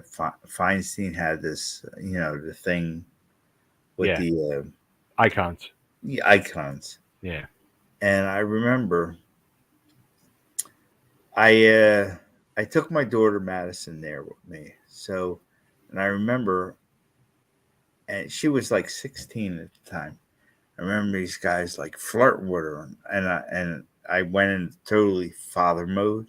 Mm-hmm. I says, "Yo, what's up with you guys?" "Oh, we're wrestlers." I says, "You're wrestlers?" I said, "What do you do?" "We're back here." I says, "You know what, dude?" I says, "You have no idea. So many people try to they think they know what the business is, Mm-hmm. but in reality, they have no clue. Yeah. And the fans of today, it's idol worshiping, and it's so different. It's so Yeah. different. The business of today, these guys didn't. Some did. Don't get me wrong. Right. Paid their dues and earned their stripes, but there's so many that are like, wow, what is this? Yeah. That's why I got no time or no energy to like the business what it is today. It's just ridiculous.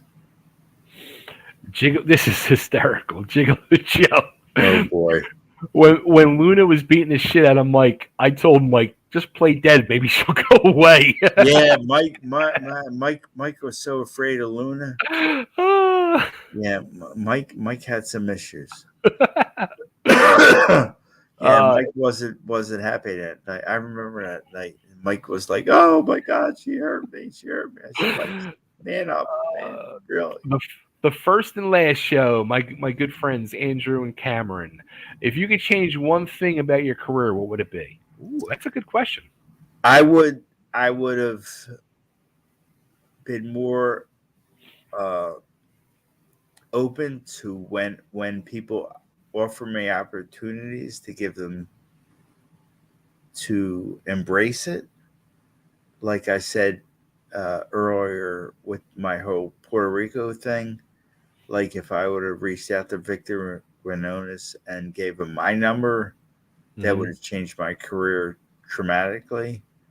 But back then, we were taught you got to go through where you were trained, and unfortunately, at that point, I didn't know it was as dirty a business as it is. Right. And yeah, you live and learn. All right. I'm trying to. I'm sorry. I know this. This is Shorty. My first two 8x10s were Hotbody and Tony. They were given to me by my brother's friend, Tommy Pace. Tommy Pace. Tommy Pace, I think it is. I remember Tommy Pace. Tommy Pace was a good friend of mine. I gotta put on my glasses so I can read this. But there was quite a few people commenting earlier on Facebook. As I was putting up about tonight, and they were saying both you or Johnny, you guys were their first wrestling autograph. Yeah, what's funny? I can remember back in the day, and doing the autographs after the shows, and it was like wow, we're like nobody, but yet these people like really embrace us. Mm-hmm. In fact, I remember one show after I did it at the Chester Cabaret when Todd did the ECW. Mm-hmm. The woman came up and gave me a bouquet of flowers. I thought, wow, I must really be making an impression. There were some fun shows, those cabaret shows. Them cabaret shows were great. Yeah. Let me tell you a funny cabaret story. I remember I was doing a match with Sal Balomo, and I was getting ready to go out through the curtain. And at the time, I was just experimenting with different gimmicks like to wear. And I had on this outfit, and I can't remember who it was. I don't know if it was Larry Winters or somebody else. He says, "Where you going?" I says, my music's playing. I have to go out. I'm working with Sal. So I had on this purple singlet with these hot pink biker shorts. They says, "You can't go out like that. You look like an Easter egg." And then I looked in the mirror. I says, "Oh my God." So as my music's playing, I'm changing my gimmick because I look like wow. An Easter egg's not too hardcore, is it? It's hysterical. Joe says Abby apologized. He said it was good for the business, though. It was good for business. You know what?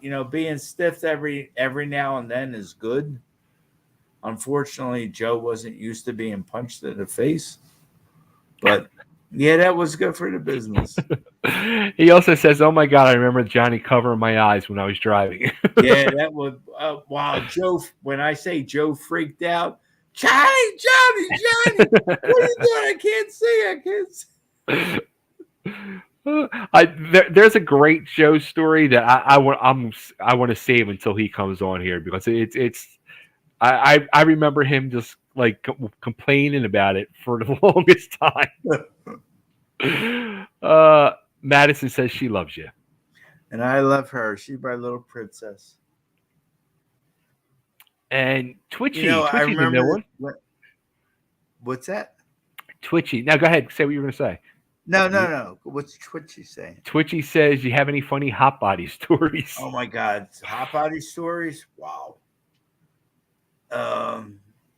So me and Johnny Hotbody, we were like joined at the hip, and Hotbody. Wow, Johnny, you know I love you, but wow, how do I even go about this? We did so many crazy things together, and wow, I don't think I could say this on, on this. Yeah, Johnny was. Yeah, I got to pass on that one. Yeah, I got Okay. some crazy hot body stories. That's funny. Okay, so I was just gonna say, like, have you ever thought about like doing a book or anything? Have you, Todd wrote a book. Did you Oh, Todd. go down that road at all, or? Let me tell you something. That whole Todd is God is such nonsense. And people told me for years, "Oh, you need to write a book. You need to write a book." And the thing is, so many guys in the business have wrote a book, and I got stories that I can tell that not that it would expose the business because the business has been exposed for years, Right. but yeah, yeah, any of us, I know Johnny can write a book, I can write a book, Hmm. and it's sad because the business, if you take out the backstage politics, the business when we were in it was awesome, Yeah. but the backstage politics was Ruins it. so evil, Yeah. evil. It's Now, sad. I mean, Johnny was very, very open and vocal last week about his feelings about Todd and how he feels very, jaded and Yeah, screwed over absolutely. by Todd. Did you have those same feelings, or? Absolute 100%. Because um, Todd, in my opinion, Todd became a puppet. Uh, I remember when ECW folded, and they Todd was involved with this other promotion, ECW. I forget what it was, and I called Todd. I says, "Todd, can you get me booked?" And he said, "Oh, Hack's the booker." And I'm thinking, wow, here's a guy, Hack, that um, picked up all his hardcore stuff from me and Johnny, and yet never had the time of day for us to pursue anything post ECW. Mm, ECW was it just when Paulie took over, he brought all his New York guys in, mm-hmm. Dreamer, Taz, all the rest of them, and it was like it was us who brought you to this game. Yeah. How do you just like push us away? Mm-hmm. It's just wicked business, Yeah. wicked. Twitchy asked, any thoughts on Stevie Richards? Let me tell you about Stevie. So Stevie, me and Johnny have part of training Stevie, Mm-hmm. and I knew from day one the way we used to train him and beat his ass we knew he was meant to really be something Yeah. in this business. And I respect Mike Mann, the Mhm. man who was Stevie Richards. Yeah. And I can remember we did this show. I guess it was somewhere in Northeast. It was an ECW show, and we. I got so much respect for Mike Mann. Mike Mann never complained, and we did this Yeah. battle royal, He took a lot of beatings, man. he took a lot of beatings, and Mike never complained. This Mhm. battle royal, when we came back in the locker room, he had like 27 handprints on him from the chops. And I remember hearing some interview with Todd, how me and Hotbody and all the other guys abused Mike. But you know what? That was Mike's crossing over into being able to deal with whatever he had to deal with. And I have total respect for Mike. I respect the fact that I was part of his training, and I have all nothing but love for Steve Richards, aka Mike Manna.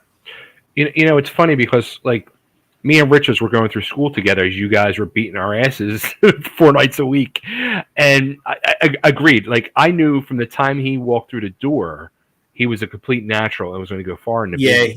he never complained, never complained. No, And when I say when we trained him, we abused him. That's not being like dramatic. it's the truth. We abused Mike, but Yeah, and I knew the fact that we abused him and he never complained. He was going to definitely make a mark in this yeah. business. God bless him. I respect Mike, and I'm happy for that he never got involved in all the nonsense. Yeah, He he made always a got the level head. career. He Yeah, made some money. Good for him. yeah. You know what though? With him, it's crazy because when you say that about Todd with him, um, in early ECW before we got TV, the funny thing was Richards was the very first match in ECW history with Jannetty, Right. and Todd and Larry were booking him here and there, and my tryout match um, at the Variety Club camp was me and Pat as the Hell Riders against Right. Richards and I think his name was the Delaware Dynamo or Destroyer. Oh my God. Yeah. He was I think he was Bulldog Brower's son. Okay, Yeah. Because I so remember for a stretch, Bulldog Brower was was part of coming it, and he brought his son into it, and right, he did a few things, but not much. right, and then after that, Todd and Larry started booking me and Pat, and then they stopped booking Richards. And Stevie used to come to all the shows, and he would always be Yep. like, "Can you talk to Todd, talk to Larry, get me booked, get me booked, get me booked." And then for that long, they stopped booking him. They would not. They didn't want no parts of him. And then No. somehow he made a connection with Scotty Yep. as that thing. And if it wasn't for Richards, he was the one that brought me Yeah. back to Dudley. He was the one that put the word in and said he called me up and said, "Yo, you got to be part of this Dudley thing." Yeah. Stevie he's an amazing guy, and Mike is different from anyone in the business for what he accomplished and the fact that he came out clean Yeah, that's with the huge. business being so dirty. hmm And you know what I mean by that. Yeah, of course. And you know what? Looking back, um, hindsight's 2020. And if me and Johnny would have stayed for that long haul, who knows if we would even be here right now? Yeah. I mean, I personally, I've said this about myself.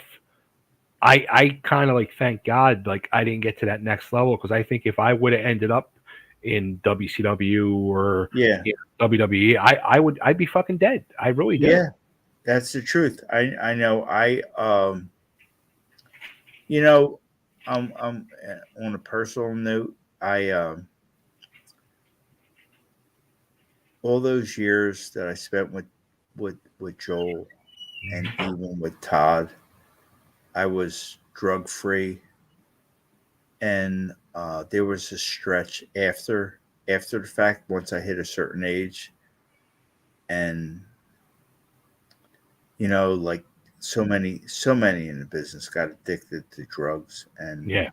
painkillers, and there was a stretch I was like for 15 years I was hooked on Vicodins and like all that stuff, and because your body's so broken down, Yeah. and it's only by the grace of God that I survived.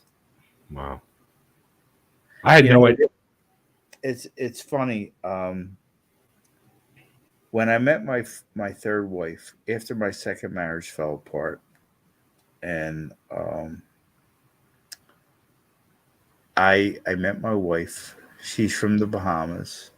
Okay. She's a little bit darker than me, needless to say.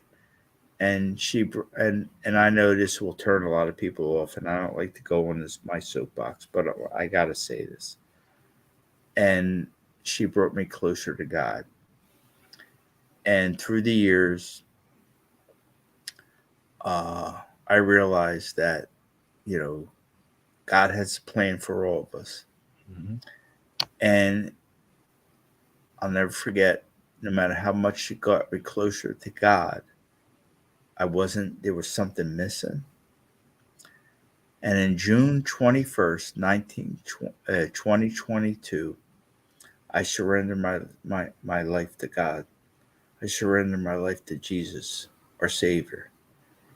And from that moment on, I have such peace in my life that Wow. I can accept the things in my life. And I'm not saying my life is perfect, Sure. but uh, I give my all my praise and glory to our Lord Savior Jesus Christ. I became a born again Christian, and I think that truly saved me because of everything I went through in my life. It was our Lord Jesus Christ that saved me, that keeps me going day in, day out. No matter how difficult our life may be, it's Him that saved me. That's beautiful. I mean, there was a point in my life that whenever I would speak to anyone, every other word would be F this, F that, F that, F this, F that. That's not me no more. Hmm. And when you can come to find peace in your life, that's a beautiful thing. And you Sure. forgive those who did you wrong in your past, and that's the only way now in this day and age that I survive. So saying that, and you said earlier, you felt like you were wronged by Todd. Would you talk to Todd now? Like, is there any ill will or hard feelings against I him? I forgive all those who did me wrong. So would I talk to Todd? Yeah. Would I want to know why he did what he did? Sure. But it is what's done is done. Yeah. You can't change the past. You can always only put hope and trust in the future. Hmm. And I know Johnny, when I spoke to Johnny Johnny feels bad for I remember, how I said how he was such a hole and what he did in the business. And Yeah. me and Johnny always had this love between us. Sure. And I seen Johnny take liberties with guys, and this, that, and the other. But you know what? You got to come to reality in life and know. You know what? This is what it is, and let me be a positive to people who may not feel that. Yeah. People, in this day and age, I know this is getting off the whole wrestling thing. Hmm. In this day and age, it breaks my heart to see so many people in this country that are homeless, that don't have food, don't know how they're going to get through the day without having food, for having this, for having that. we gotta feel blessed. Yeah, we did what we did, Yeah. regardless how good, bad, or ugly it was. We were given that opportunity. So many people in life, and it's not because a lot of people say, "Oh, homeless people, because they're on drugs." That's not always the case. Yeah. There's so many people out there for one bad mistake, one wrongdoing that they did that caused them to not have nothing. Yeah. And you gotta have in your heart that love for these people. Like, wow, my life isn't that bad. What I Mhm. went through isn't that bad. So many people are out there suffering. Mm-hmm. And it's sad. This country that we live in, they don't care about us. It's sad. True. It's very It's true. very sad. It's very true. Getting deep, Tone. Getting deep. Well, you know what? That's who I am now. And you know what? I realized, and that's more than life. Life is more than what we think it is. And there's always that higher being, and that is Jesus Christ. And I don't mean to come across and let people start tuning out because I'm going on my soapbox, but it is what it is. It's It the is truth. what it is. All right. So first and last hit show, they said, "What would you say was the greatest moment of your career?" That's a good question too. You know what? In all the matches I did, and I think one of the highlights, aside from me, everything Johnny did, that'll always be like number one. But I remember when the first ECW show with Ivan Koloff, and then we did the chain match. That was like so surreal to me. That here's this guy that I feared as a child, Mm-hmm. and here I am, and he's such a good guy and such a I mean, like his heart, like he actually became years ago. I mean, I remember following, even him. Ivan became, everybody in this business had their demons. Yeah. Whether I mean, it's just the way the business is.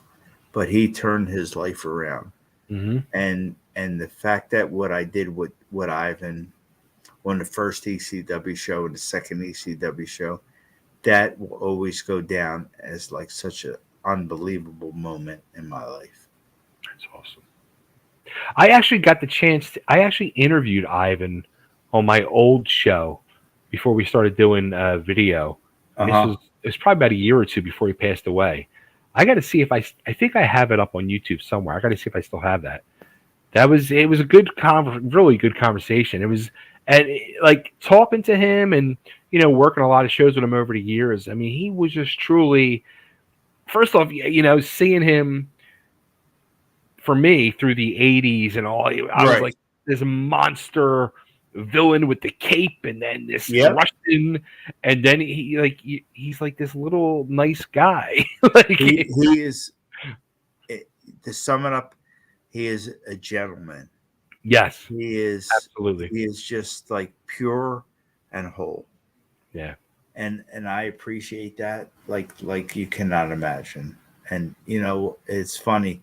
I remember when the first match me and Ivan had, he says, "Listen, you can do anything you want to me, but I can't slam you because my shoulders this, my shoulders." He was just remarkable. He was just that was like a part in the business where I said, "Wow, this is amazing." Here's this guy who did so much in the business, and he's willing to give me so much. Yeah.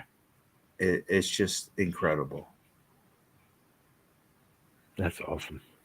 Great times. Great times. Tony, this Yeah, has been fucking amazing. And I still curse and I'm sorry. But that's okay. I hey, look, you are you. I am me. this has been so amazing. And what I want to do um, as I get a couple more of these interviews under my belt with this whole ECW thing, I really, really would like to do like a TWA reunion night and get all of us on here with Joel, because I think these ECW people, as this channel builds and this time capsule builds that I'm working on here, really needs to acknowledge and give credit where credit's due. And I think Joel and everybody Absolutely. involved in TWA should be acknowledged and given some type of praise. I agree 100%. Joel was so he was such a visionary at the time, and what he did was so groundbreaking. And it's sad that everything went under. Yeah. Joel and what Joel created is what ECW became. Yeah. And I'm sorry, I can't give props to Todd for that, because Todd just followed Joel's lead. It's funny when it comes to Todd. Like my early impressions of Todd was like, all right, well, here's the guy with the money, and he really Right. doesn't know the business. No. And that was my impressions back then. But now, as like I'm sitting and watching TV, the TV old ECW, and even these early things from Eastern Championship Wrestling, I'm like, I gotta give fucking Todd credit. He was in the role he was in for TV. He was fucking good for a guy that had no training and didn't know what the fuck he was doing. He was No, fucking. I'm not going to deny that. Todd went with the program and Todd became something. But you can't, it's funny. People that don't know the business, and I'm talking even fans, where it all started, where it all created. Yeah, what Todd did was, and what Todd became was cool, Mm-hmm. but it's sad. Like when you say, can you put your trust in, when you put your trust in people in the business, like I said, I can't talk enough about Eddie Gilbert, but I feel the same way about Joel. Yeah. Do I feel the same way about Todd? No. Because Todd got so wrapped up in it. Did he create something special? Did he really create it? Or did we create it and he just went with it? Yeah. I mean, well, and then Paul took it. And I Paul, think Eddie was like on a path, but then when Eddie left, I mean, Paul just took it and just. listen, my thing with Paul, and I won't knock him for this. Paul's mind for the business is untouched. Mm-hmm. His creativity, his all this, that, and the other, untouched. Yeah. But the thing is, I can't help but the fact that how Paul screwed me, Johnny, and so many others in the business.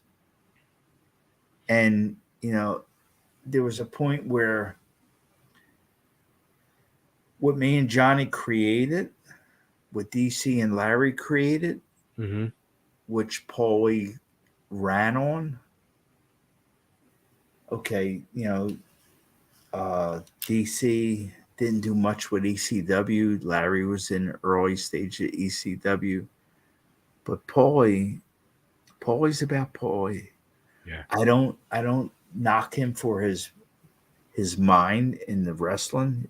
He's got an incredible mind from wrestling, but the fact that he was so comfortable screwing over so many people in the business, it's hard for me to let that go. Do I hold a grudge? No, because I forgive, and this is me being a Christian. I forgive all those who did wrong. But you know what? What's right is right. And Paulie was about Paulie. Paulie was about the almighty dollar. Yeah. And the fact that me and Johnny,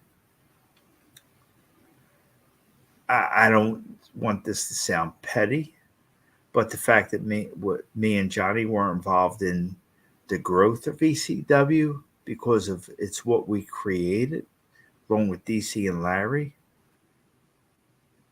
people didn't look at wrestling back then as that. It's what we started. Yeah. And it's what ECW turned into.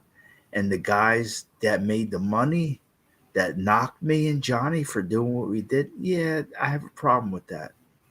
Do I forgive them? Yes, I do. Do I have peace in my heart? Yeah. And it's not because of what they did to us, because of how I feel right now. But Paulie's evil.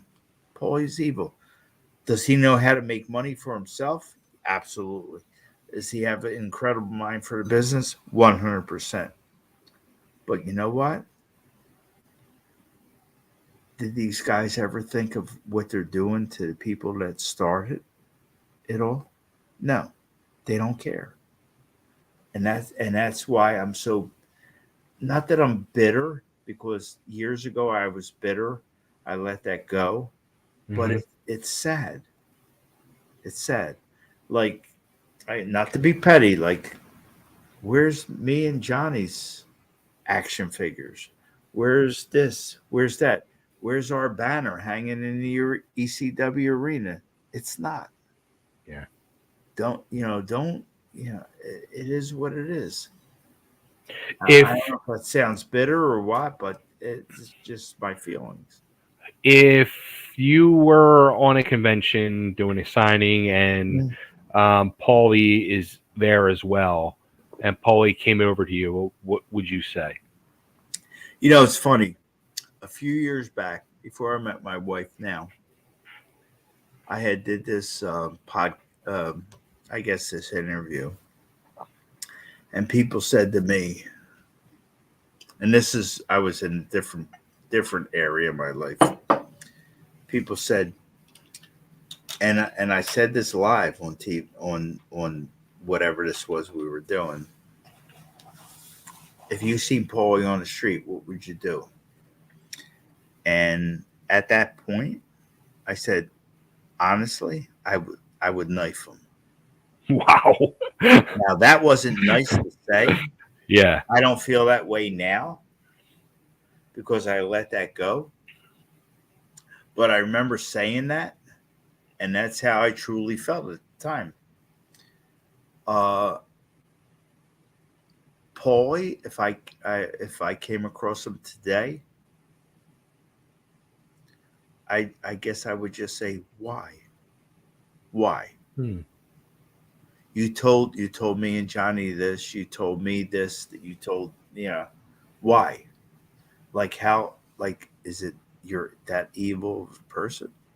Yeah. And I don't want to believe people are that evil, but unfortunately, in this day and age, that's how it is. Hmm.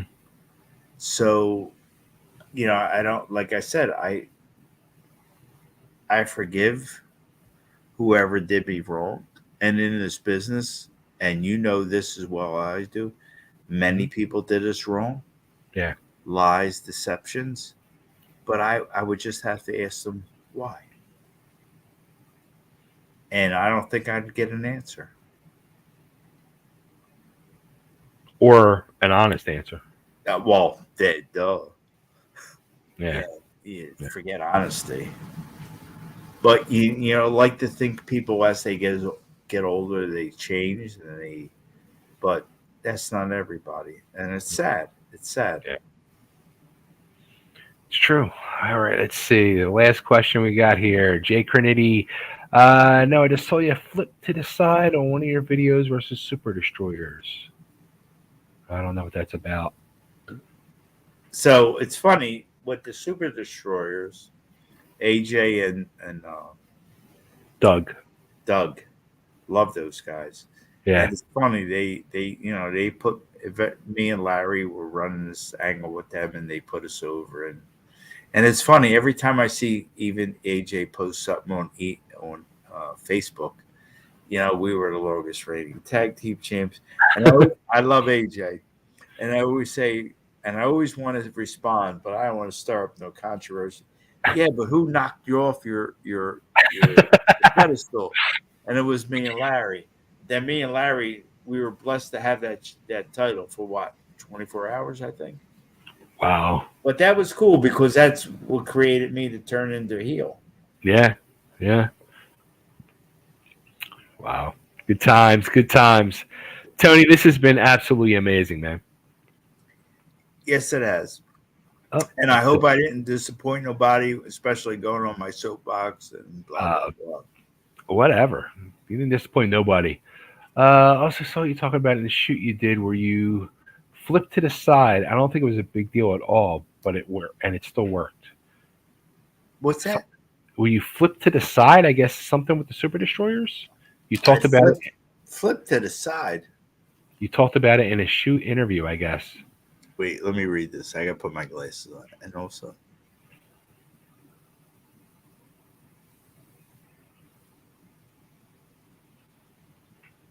I don't know what that means. Flip to the side. I don't know. So somebody's saying I didn't take a good bump. You flipped to the side, or maybe I flipped to the side because I was Maybe the one. you. Yeah, you had your issues with flipping, didn't you? I don't think it was a big deal at all. It still worked. Maybe it was. Yeah, maybe about me. Let me go back to that because we were working Super D's a lot. Oh, I flipped to the side. Oh, yeah. Oh, yeah. That was probably me. Yeah. Oh, Madison's back. Side. Let's see. This was the follow-up comment from earlier. What? That's my daughter? Oh, it was you, Bay. Wow. Look, Madison's got us in line over here. she's kicking. She's throwing me right under the bus. And the new host of the show is Madison Mateo. Oh, that's fucking awesome. That's oh my god. How old is Madison now? Last time I saw Madison it might be like 10 years ago. I think it was. It's funny. When I touched base with Madison today, I was told about the podcast, and I was telling her how I says, Bay. I says Bay's Dina's cousin. You met her at holy shit. Julia's.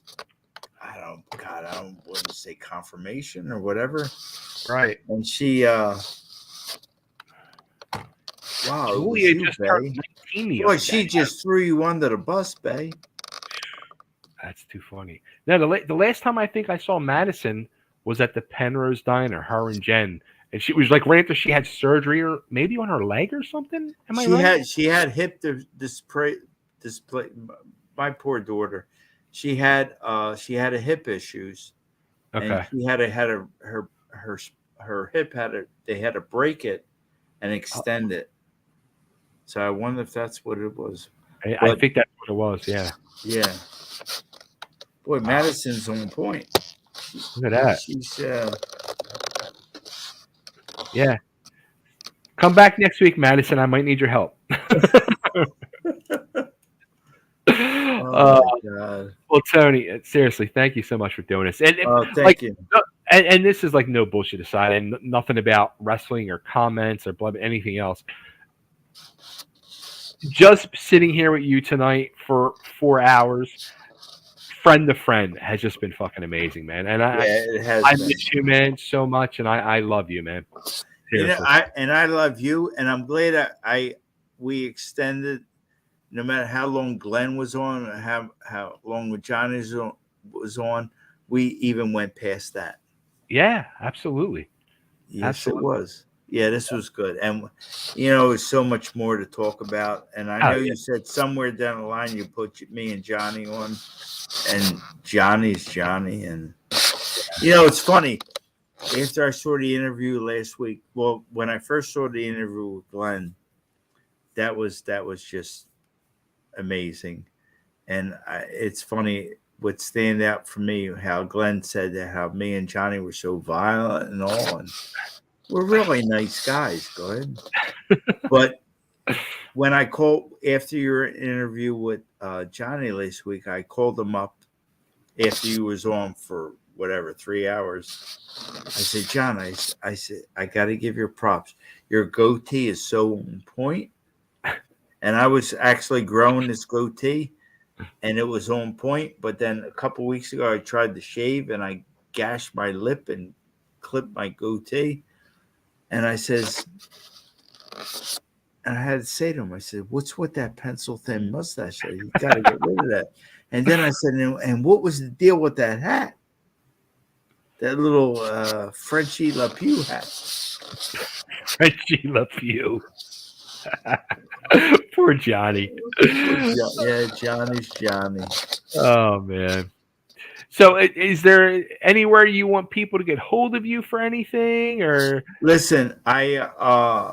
Anyone who gets a hold of me wants to get hold of me. I'm on Facebook. It's Tony Stetson Mateo. Reach out, and it's funny after a few people have reached out to wanted me to do other podcasts with this, and naturally you were going to be my first and only. But yeah, I'm open for whatever.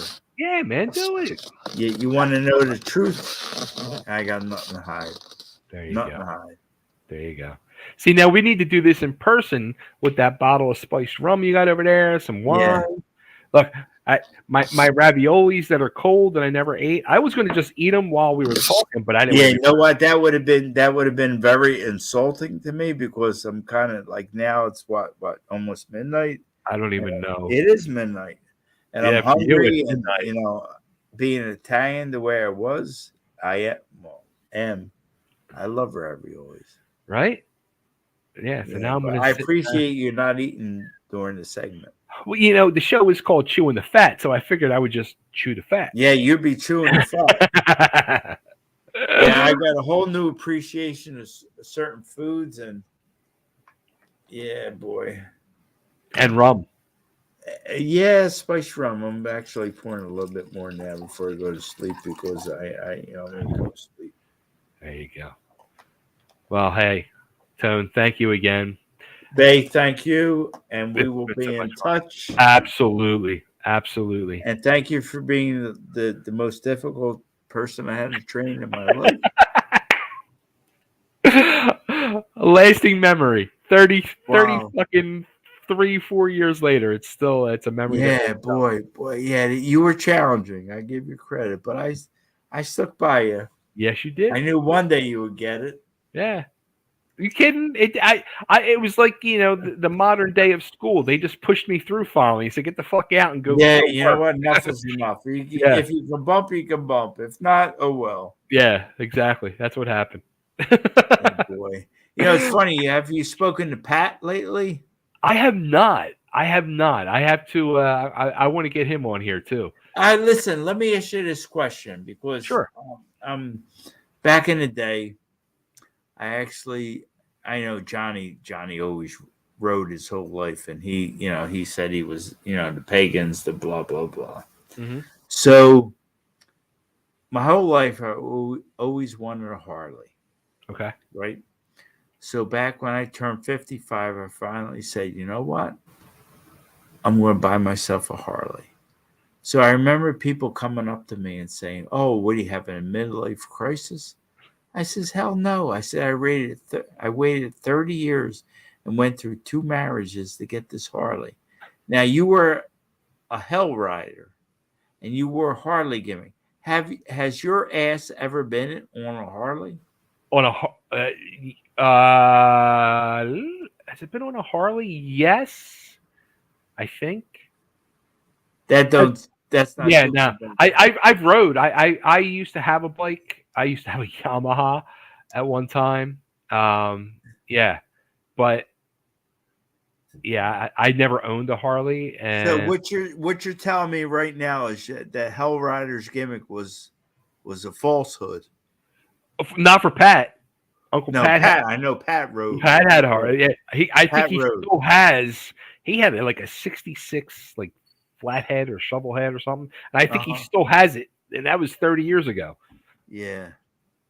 It's funny when I told you a story about my Harley and my second day on and how I broke my ankle. And blah, blah, blah. Madison's reminding us.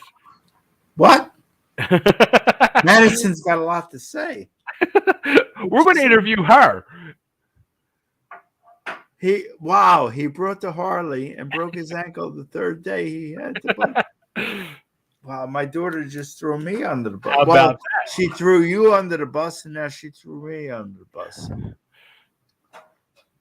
Yeah, but oh well. Too funny. Oh boy.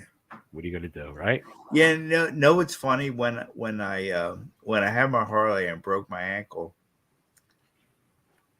and it was stupid. It's very stupid.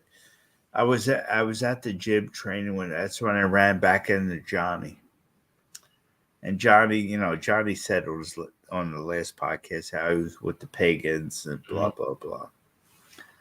So he's mocking me because I had this cast on my leg. He said, "What happened with you?" I said, I told him, I went down on the bike and I would be at the gym regularly, and I was seeing it. So now I was at the point where I was getting my cast off and was getting ready to ride again. I said, Johnny, I says, I'm ready to ride the Harley again. I says, but I'm nervous because, you get that fear, go break your ankle again. He said to me, I'll never forget, he says, Tone, stop overthinking it. He says, you remember all the times we went out and did what we did? What did we talk about? I said, nothing. He says, just go out there and get on the bike and ride it. And that's what I wound up doing. I went out. I says, you know what? Let me stop thinking about this. And I just got on the bike and rode it. And that was it. You know what's funny now that I think about it? You were the guys, you and Johnny were the guys that came up with the Hell Rider's name. Yeah. And named me and Pat. Because I remember initially Johnny kept saying CC Rider, CC Rider. And we're like, no. And we made it easy in HD. Yeah, because CC Rider, I was Joe Namath back in the day. Yeah. Yeah. It's crazy. It's the crazy life we live. But the memories we have, you know what? That's what I treasure the most. And the thing is, kids of today, and when I try to explain to him to who people who are quote wrestling fans how the business is, and they don't get it. They don't get it. Never will. Never will. I was just gonna say that. Never will. And the thing is, our bodies are so broken down and jacked up, but yet you know what? We do it all again, wouldn't we? That's the great. That's like how insane is that? Every time I stand up, like I have to stand up and like just like put my finger on something just to get my balance and everything, and I'm like, all right, and then I can try to start walking. It's just like it's crazy. In when I turned 60, when I met my current wife in 2017. And she knew my knee issues, and she would say, "You gotta get your knees done." And I said, you gotta understand. I know I do, but I'm not ready. It was all mental thing. Yeah. And then when I finally got my knees replaced in 2020, and the fact that being a wrestler, you just you deal with pain in whatever way you can. And at that point, I was totally drug free. The opiates were gone. I was clean. And I remember when I went in to see the doctor, I says, I know my knees are bad. And he checked them. Yeah. And he didn't want to do both at the same time. I said, no, you got to do both. And I don't want no narcotics. And he said, yeah, I don't know. I said, no, it's either all or nothing.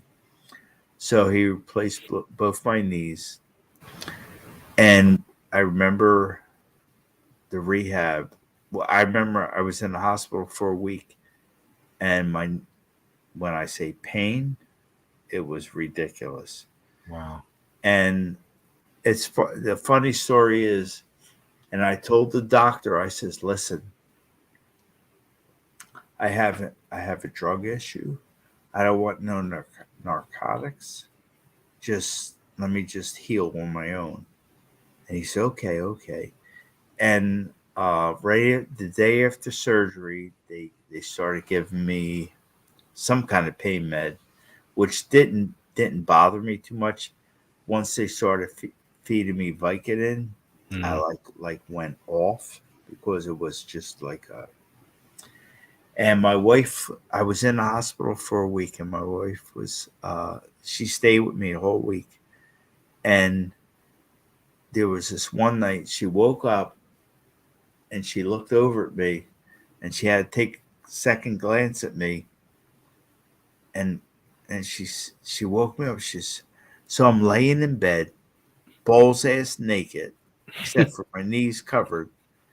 And then she went to the nurses the next day. You got to stop giving them pain meds. And at that moment, they took me off the pain meds, and I was on regular Tylenol. And I went home, and in 6 months, and not 6 months, 6 weeks, I was back riding my motorcycle. I healed myself. I didn't go no. I healed myself on my own, and unfortunately, since then, my eyesight's been so jacked up because thanks to Johnny and all his chair shots, Yeah, double vision. But I, you know what? It is what it is. it is what it is. I want to get up there and see you, man. I really do. Yeah, or See I all got to you get guys. down there and see you. Come on Yeah, down. we got to get together. Last time Absolutely. I saw you was at the ECWA training facility. Yeah, Remember that? yeah. I popped in there one night. Yeah, Yes, you did. that was a long Yeah, time ago. That was like 6 years ago. yeah, that was in 2017 or Yeah, yeah. time's flying, man. Got to get together. Yes, we do. I appreciate you. I love you, Bay. You know Love that you. from the bottom of my heart. And I appreciate the fact I that you were appreciate my most challenging student. But I stuck with it. you. Too funny. Yeah, it's, and I'll end it on this.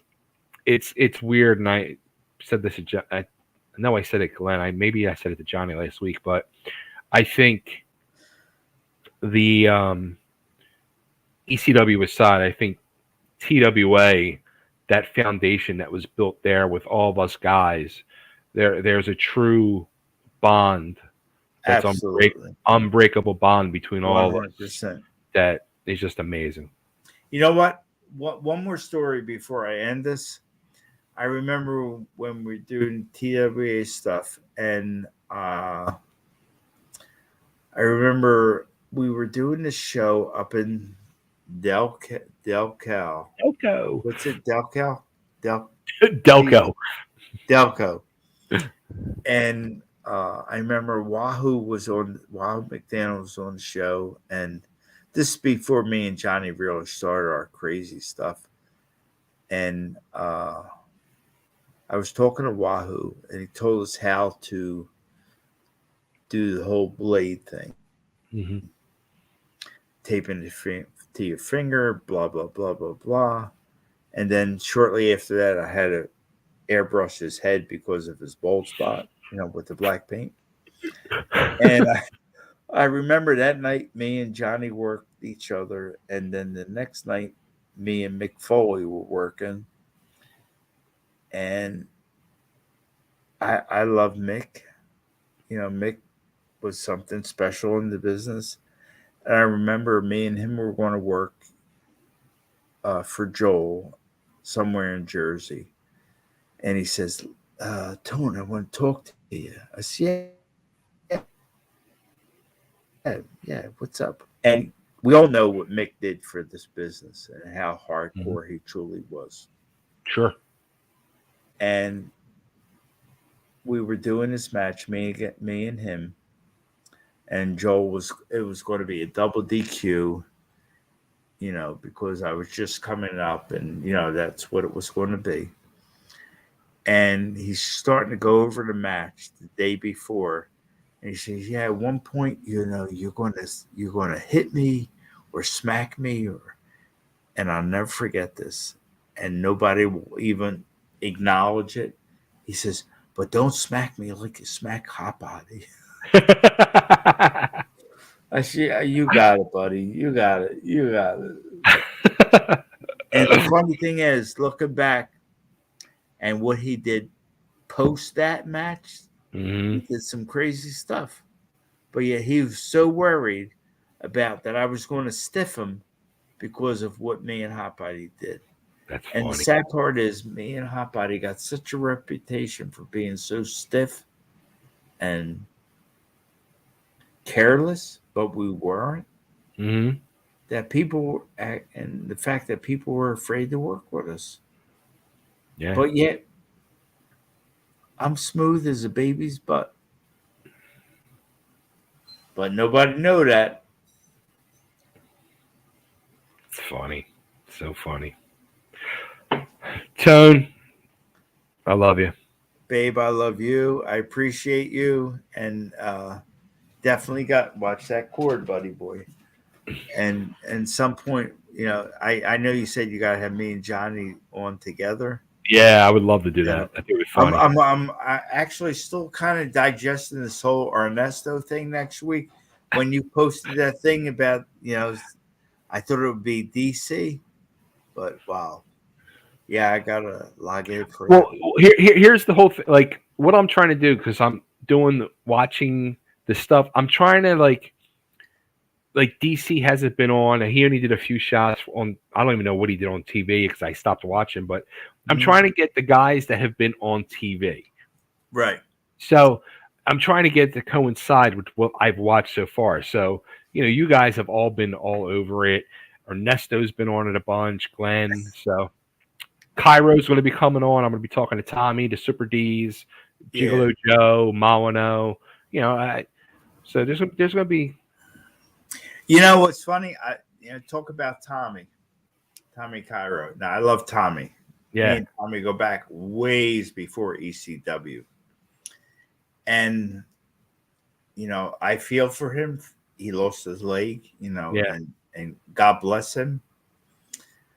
But so many times he says, was him and Sandman started the whole hardcore thing, and I never had the heart to say, Tommy, no, you really didn't. Yeah. But, I love Tommy. Tommy's great. And, me and Tommy did some things together, and it could have been more than what we did with ECW, but it is what it is. And sure, that's that. That's that. And AJ, oh boy, AJ's probably going to burn your ear. Oh, it's going to be a fun one. It's going to be a fun one. It's funny. AJ, I remember AJ back in the day. He never, for some reason, he didn't like Johnny. And I think his thing with Johnny was, why's he got to wear so many earrings in his ring and wrestle in them? Johnny had the whole. Yeah. And I talked to Johnny about that. He said, "No, I like the AJ." I said, AJ didn't really. Yeah, but they were the good old days, man. I'll tell you. Man. That's funny. Oh boy. All right. On that note, let's wrap it up. Yeah, we got to wrap it up because I got to hit the can. I got to pee. Yeah, me too. On that note. All right, everybody. Tune in next week. We'll be back with Ernesto Benefica. Oh boy. Wow. Good luck with that. All right. Take care, everybody. Take care, bud.